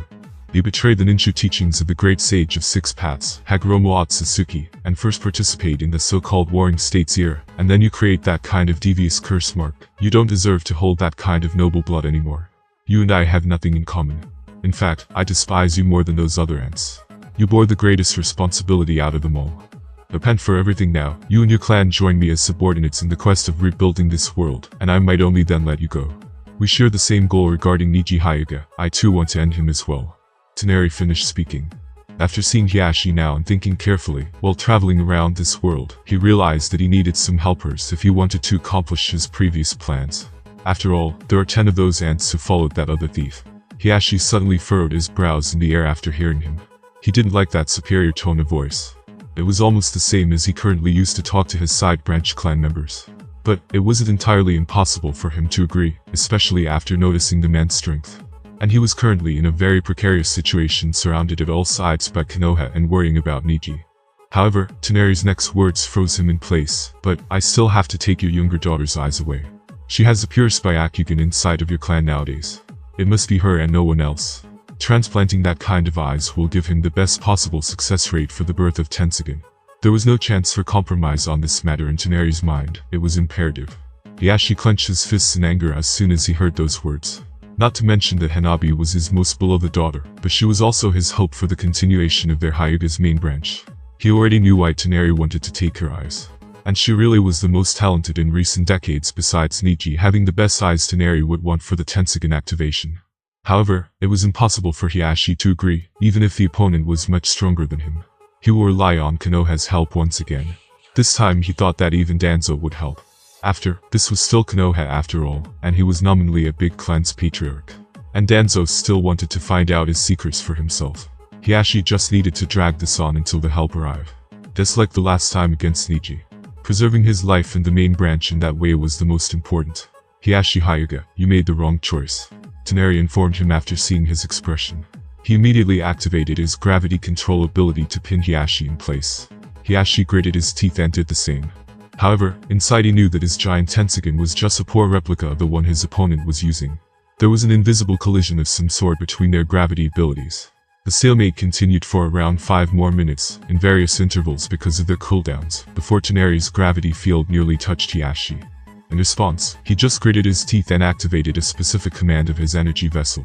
Painful shrieks were heard around the building next, as the side branch members knelt down on their knees while covering their foreheads in agony. Toneri looked at this with disgust. This won't help you, Aunt. Apparently Toneri regarded Hiashi in the same way as other people on Earth now. However, Hiashi managed to back off Toneri's gravity a little for now again. He hoped to last until some of the expected reinforcements arrive. It could be at any minute. But Hiashi didn't manage to catch on how Toneri slightly tilted his mouth upward. You left your daughter defenseless now, idiot. Toneri planned for this moment from the beginning. The giant golem, made of earth, the size of the tower in front of which they fought, suddenly sprung from the ground behind Hiashi, and quickly grabbed onto the room Hanabi was hidden in, then broke it and took the girl in his large palms instantly. Damn, Hanabi. Hiashi suddenly enlarged both of his hands in white chakra mode, and grabbed straight toward the golem's hands. However, Toneri did the same. And white and cyan-colored giant chakra mode hands suddenly clashed into the air. Toneri took the chance to overpower Hiashi with gravity, fixing him in a place, before jumping toward his golem victoriously. Hanabi. Hiashi yelled in despair as Toneri stood at the palm of the giant, looking at the anxious Hanabi. The girl was white as a sheet and frightened as Toneri's scrawny hand took over her eyes. Haha, Tensugen, you are mine. No one will stop me in this world. Toneri shouted in ecstasy uncharacteristically for him. He now held Hanabi's Byakugan inside of his hand. The girl collapsed on the ground, and her whole world collapsed. She was woken in the middle of the night, and her eyes suddenly got taken awake crudely. She was just fine earlier, but now she was completely blind. Toneri stopped laughing all of a sudden. He sensed something else. Some root members arrived on the scene first and launched their attacks. You ants, don't ruin my nice mood. Toneri blocked all of their attacks with gravity, returning them back at them, and suddenly threw Hanabi toward the wailing Hiashi at the ground who caught her in despair. Toneri looked at them in disgust. You two are my future's wife relatives, so consider yourself lucky. Toneri decided not to kill them for now. Hiashi listened to his words and cursed the whole world. First, the whole main branch got killed by Neji, and now the last successor, and the one with good potential, got her eyes taken away by Toneri. Where did he go wrong? Why was this happening to him? Hiashi started to turn insane. The golem Toneri stood on suddenly started increasing in size exponentially, but new attacks came then. Poison Cloud Technique. Torinaburum, from the root, who arrived on the scene secretly, put his hands together to form a small poisonous smokescreen sphere from his Rinkeichu between his hands. Torin then blew the smokescreen across the area in front of him, toward Toneri, and the poisonous smokescreen got bigger as it spread. If touched or inhaled, it is a guaranteed fatality, at least if the antidote doesn't get administered in time. Rinkeichu were a rare breed of nano-sized, venomous insects, hosted by a select few members of the Aburum clan. These bugs destroyed their enemies' cells, causing excruciating pain in the process. Not many people knew, but the Aburum clan, in fact, worked very close to Danzo for several generations, already due to the plethora of abilities they possess, perfect for roots operations. It could be even said that they were the closest of the large clans to Danzo currently in the village. Despite the unassuming appearance of the incoming attack, Toneri, who learned about many things while traveling this world, still decided not to risk it coming closer to him this time. Hence, he immediately bounced it off with his gravity, redirecting it straight toward the nearby root members who cried in agony after getting hit. Torin gritted his teeth, used an antidote on them quickly, and decided to stay out of this fight from now on, due to Toneri's ability. Toneri, however, noticed more and more shinobi coming there. Konoha's Anbu and ordinary forces arrived. They stood with the root members side by side, Lord Hyuga. Some of them instantly came and secured Hiashi and Hanabi. Both father and daughter were now hugging each other and crying, completely out of it. The whole compound was now surrounded by Konoha's joint forces, while all of the side branch members in sight already passed out from Hiashi, draining their chakra too much. Hinata was also among the newly arrived army of shinobi. She looked at her father and sisters feeling distressed despite how they behaved toward her for the last few years. Hanabi was young and seeing Hiashi's constant disregard toward Hinata, she also started behaving the same. She now even lived with her sensei, Kurenai, instead of in the Hyuga clan compound with them. After Neji destroyed the main branch, Hiashi turned extreme and unrecognizable, so she felt unsafe there. Kakashi, Kiba, Shino, Rock Lee, and Tenten were also among the crowd. However, Might Guy looked to be the strongest of them all and led the scene. The situation turned tense as Toneri looked toward Hinata specifically. Hinata Hyuga, you will become my wife in the future. However, now is still not the time. I will come for you one day instead. And until then, wait for me. Everyone opened their eyes in shock after hearing him. Hinata as well couldn't understand why he spoke to her in that way as she didn't previously know him. Moreover, her heart only belonged to Naruto, who still didn't come back from his training. And not only that, that strange person just now took her younger sister's eyes cruelly. She clenched her fists a little while thinking, Naruto, however, she was still too timid to respond. Who are you? What do you want from Konoha? Might Guy suddenly took a step forward and said with a serious face. He was just asked by Tsune to deal with this peculiar intruder, as he was currently in the village not on any missions. Everyone on the scene also waited to hear his answer. They all recognized his strength and threat level beforehand already, they need to learn his motives. Oh, it's you. You're that guy, sensei. A little stronger than an average ant. Tenari turned to Might Guy curiously. He learned about his information while reading the memory of that Hyuga guard from before. Tenten, Rock Lee, Might Guy, and everyone opened their eyes wide after hearing him. Did you meet Neji Hyuga? Might Guy suddenly shouted loudly toward Tenari, on top of the giant earthly golem. At first, he was negatively shocked and very disappointed after learning what Neji did back then to the main branch. He knew that, from then on, there was no hope for Neji to return to the village. But knowing Neji for so many years, and knowing what he experienced from the moment he was born, Might Guy sympathized with him a little and even truly wanted for him to be safe from the bottom of his heart, even if he betrayed and wasn't in the village anymore. Tenten and Rock also turned curious and apprehensive toward Tenari because of his power. They were worried for Neji. Oh, so you are concerned for him even after he betrayed this village? Interesting. Then I have to disappoint you. He barely survived the last time against me by some miracle. But after I got these eyes now, he ran out of luck. Soon, I will go and finish my job. That guy awakened something that he shouldn't have. Tenari looked at Hanabi's bloody eyes in his hands and sighed. He finally put them in a special glass and stored them away. My job here with you ants is all over, farewell then. Tenari already got what he wanted, and he couldn't wait to enter the process of the Tensogen awakening. Hence he didn't want to waste any more time on these weak ants and wanted to leave. You are not going anywhere. You trespassed into our village, stealing eyes from our important clan's heirs. You have to pay for that. Might Guy turned serious, preparing for a very difficult fight. Kakashi, who was beside him, sighed. Guy, you're doing this because of what he said about going after Neji, do you? Kakashi helplessly signaled to nearby shinobi, and everyone got into a formation. I'll probably have to use that attack on someone for the first time. Kakashi touched his covered left eye secretly. Tenten also looked at Tenari with animosity for what he said he would do to Neji. Yamato, from the Anbu, who was on the scene, suddenly shot first. His hands got turned into some kind of timber wood, and then enlarged, rushing straight toward Tenari. Sai, from the Anbu, also made his move, Super Beast imitating drawing. It was his hidden jutsu technique. It allowed his user to animate ink drawings, which then act upon the user's will. Using chakra-infused ink, the user can quickly and expertly draw objects onto their scroll. The moment the brush is removed from the scroll, the images leap from the paper, grow to life size, and act according to the user's will. Because they are made of ink, a single blow is usually enough to dispel them. It was a powerful yang release. Sai was currently one of Danzo's most proud soldiers who always finished his missions. He didn't have any emotions, as they were erased from him from a young age after he joined the route. All of the other shinobi started also firing their elemental and special ninjutsu attacks at Tenari above. Kakashi slowly moved his forehead protector above and showed his left eye. Whereas Might Guy shouted as some kind of weird vapors started emitting from him. Tenari, who still had a stoic face, stopped all of their attacks with gravity, before directing his golem onto them, and then jumping into the air, wanting to leave this scene and go his own way.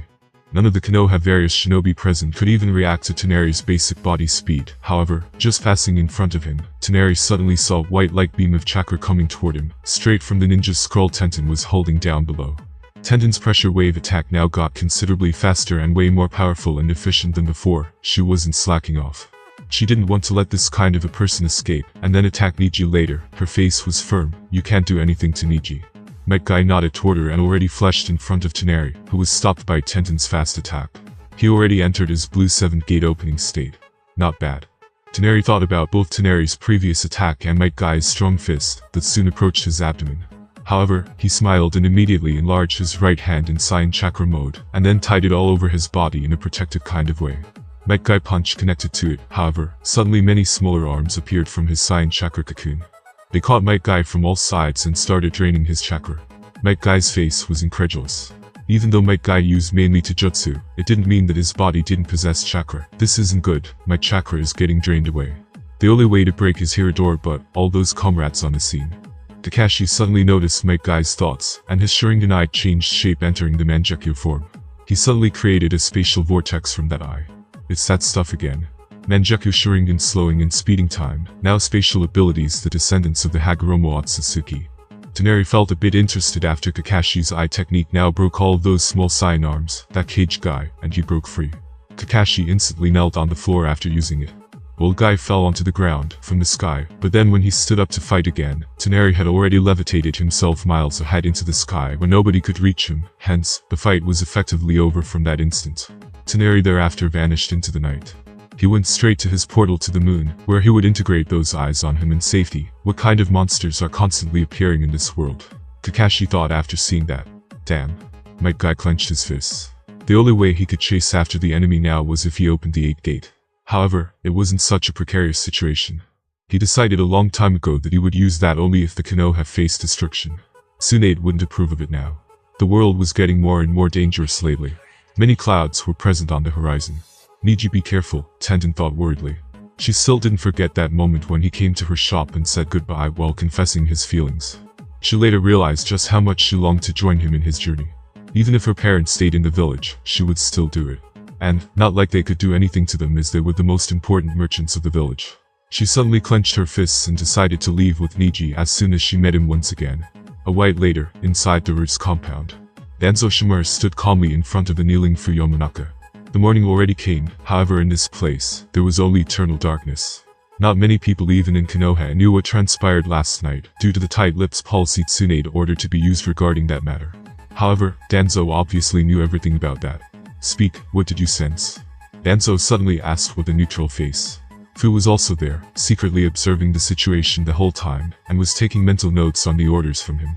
While his other subordinates tried to safeguard Hiashi because Danzo desired all of his secrets for himself. Lord Danzo, this time I'm certain. Both the intruder and Neji Hyuga used the same kind of power in their battle. They were siphoning chakra from somewhere, from some outside source, and that's why they were so powerful. Hiashi did so from the westward direction to the village, while the intruder he was getting his chakra from the sky, and moreover, his chakra appeared to overpower Hiashi's. Fu spoke strangely. He didn't expect the Hyuga clan to hide so deeply like his superior Danzo either. Danzo tapped his crane on the ground. He was turning more and more perturbed. And that outward chakra link disappeared as soon as Hiashi finished his fight. Yes, Lord Danzo, it turned invisible from my sensing after a while. It seems to me that Hiashi only employs it in battles. Danzo nodded to Fu's explanation and then asked another question. What do you think about the origin of that mysterious intruder? That person gave him way more dangerous feeling than Hiashi. Especially after hearing that he used to transfer chakra onto himself from the sky. It was fascinating. Gravity-defying abilities, flight, control of giant golems, weird cyan-colored chakra. Danzo wondered why was all of this happening only now, smashing all of his previous decades worth of knowledge and experience in a few short months. I need to reconnect with the OROCHIMARU once again. That guy Yamato with an inferior version of the legendary wood release was the product of their cooperation. Danzo thinks that only in cooperation with the OROCHIMARU he can find out more about these strange occurrences. OROCHIMARU was even more intelligent and inquisitive than him. In front of Neji and that new intruder he appeared blind in terms of counterintelligence. And he was one of the most knowledgeable and experienced people in the ninja world. There must be some kind of a reason why all of that happened now, and there must be a connection between Hiashi, Neji, and that new peculiar-looking intruder, but he didn't know of it yet. There is also the Akatsuki who want to collect all of the tailed beasts, and that person with Renengan. I must speed up my research. This world is changing quickly. He was there when all of that situation with Hanzo and Akatsuki happened. He knew who the leader of that organization was, and he knew that they acted recently. And then there is that cursed Madara Uchiha. Danzo clenched his fists silently, deciding to speed up his research and even overwork his researchers, working on the Ito Tensei matter, to the death. However, even then, he doesn't think that the results of it could be seen in a short amount of time. You can go now, Fu. Return to observing Hiashi's residence alongside others. Yes, Lord Danzo, Fu shouted and soon left the Roots underground hidden compound. Danzo, however, continued staring into the empty darkness. His mind was getting more and more resolute. He grew old and wasn't as indecisive as he was during that time, when he lost his Hokage position against Hiruzen. He never forgot about it. Ever since then, he slowly realized that indecisiveness was the worst thing. Only I can protect Konoha's safety and even bring it to new heights during these uncertain times. Tsunade, you will have to go away soon. Danzo planned to immediately conspire against Tsunade as soon as he get a hold of his Ito Tensei, and take Hiashi's extraordinary powers for himself. He despised Tsunade and couldn't bear seeing her sitting on that chair for much longer. She was the granddaughter of the moderate first Hokage, and the student of the similarly moderate Hiruzen Sarutobi. She was on totally opposing ideological and political sides than him, his biggest enemy. At the same time, at one of Orochimaru's many hideouts on this continent secretly built inside of a strange rock. He and his first subordinate Kabuto stood on top of it, looking at the endless forest. Orochimaru just sent Sasuke Uchiha away to take a look at another one of his hideouts, and see what his subordinates are doing there. A shinobi messenger eagle has just arrived on his shoulder. What is it, Lord Orochimaru? Kabuto asked curiously after seeing that Orochimaru changed his expression a little. He noticed that the bird came from their informants in Konoha. You read it as well and tell me what you think. Orochimaru smiled a little and gave the letter to Kabuto, who felt flattered. See this? Kabuto opened his eyes wide after reading it over. Orochimaru turned serious once again. Isn't it strange? Neji, Hiashi, and that new person. It's getting more and more intriguing. You remember part of Neji's story regarding Hamura Otsutsuki? That person is from the clan that he took to the moon to guard the Jito statue that Akatsuki now has. Orochimaru licked his lips. The strange clothes he wore, his otherworldly appearance, I never heard of anything like it before. The theory that he is from the moon appears quite logical to me. Moreover, he was so interested in the Hyuga clan specifically. Hiashi also appeared to know something about him and how to fight him. It's because Neji told us the truth, they are really Hamura Otsutsuki's descendants. Just after reading that letter, Orochimaru already speculated. Kabuto moved his glasses, feeling very shocked. Tell me, what do you think his purpose was? Orochimaru smiled again and asked Kabuto. He now turned to look at the letter intently again. Kabuto finally exclaimed after a while, that's it, Lord Orochimaru, he wants to awaken the same eyes that Neji awakened. They already knew about Neji's new Dojutsu, just like the rest of the world. You good, Kabuto, not bad. That's what I think too. Orochimaru praised him all of a sudden. He didn't expect Kabuto to get it so quickly as well. Neji told me at that time that our deal was written off, however, how could he underestimate me so much? In fact, I already know how to awaken Rinnegan, and how did he awaken his eyes as well. This situation in Konoha now seals it for me. It's all about your genuine chakra being closer to the root of all. Hyuga clan and that clan on the moon are compatible, just like Uchiha and Senju. Combining the strongest genes of both clans gives you a chance to awaken the higher Jujutsu power. However, Neji probably didn't have the means to visit that clan on the moon, so he settled with Senju's cells, which were pretty similar to the cells of the members of that clan on the moon, and surprisingly he succeeded. I don't know which technology he used, but he did. In fact, this gave me a reserve idea. Maybe a Senju clan member of the same rank as Hashirama could awaken Neji's new Jujutsu if he implanted Byakugan of a similarly genetically superior Hyuga member. Orochimaru spoke almost in a trance. He remembered how he nearly wrote of Neji's chances to succeed at that time. I now have an alternative. If I don't manage to get Sharingan, I could get Byakugan instead. I just need a perfect Senju clone body. And that's what we're already working on, Kabuto, isn't it? Yes, Lord Orochimaru, we are soon going to connect that embryo to our advanced special nutrient solution. That's their second plan if Orochimaru fails to overpower Sasuke at that time later. They injected a few of Hashirama's cells inside of Orochimaru's own seed, and with their special method, they managed to create a perfect Senju-like embryo, with the same potential as Hashirama's Senju. It was now still in the verification process, however, soon it will be ready for a huge nutrient solution they were also preparing, which could turn that embryo into a much older human very quickly. Then, if Orochimaru eventually transfers his soul there with the special technique he developed for immortality, he could become a perfect Senju clan member, and one with great potential for that matter. Then he could also additionally look for the Sharingan or Byakugan eyes, with the most potential, which he could transplant in hopes of awakening a higher Jujutsu. He wasn't placing all of his hopes on Sasuke's body anymore. Due to everything he learned so far, he wasn't so overconfident now. His body was getting weaker recently, meanwhile Sasuke was getting stronger. Neji, soon I will have that kind of perfect eyes as well. Orochimaru's expression was full of greed and envy, and then we will talk about that matter regarding Karen, or how you disregarded me. Kabuto looked at Orochimaru in reverence. Neji probably doesn't know what kind of monster he is going to create. Kabuto felt thankful that he decided to follow Orochimaru, future's most powerful being.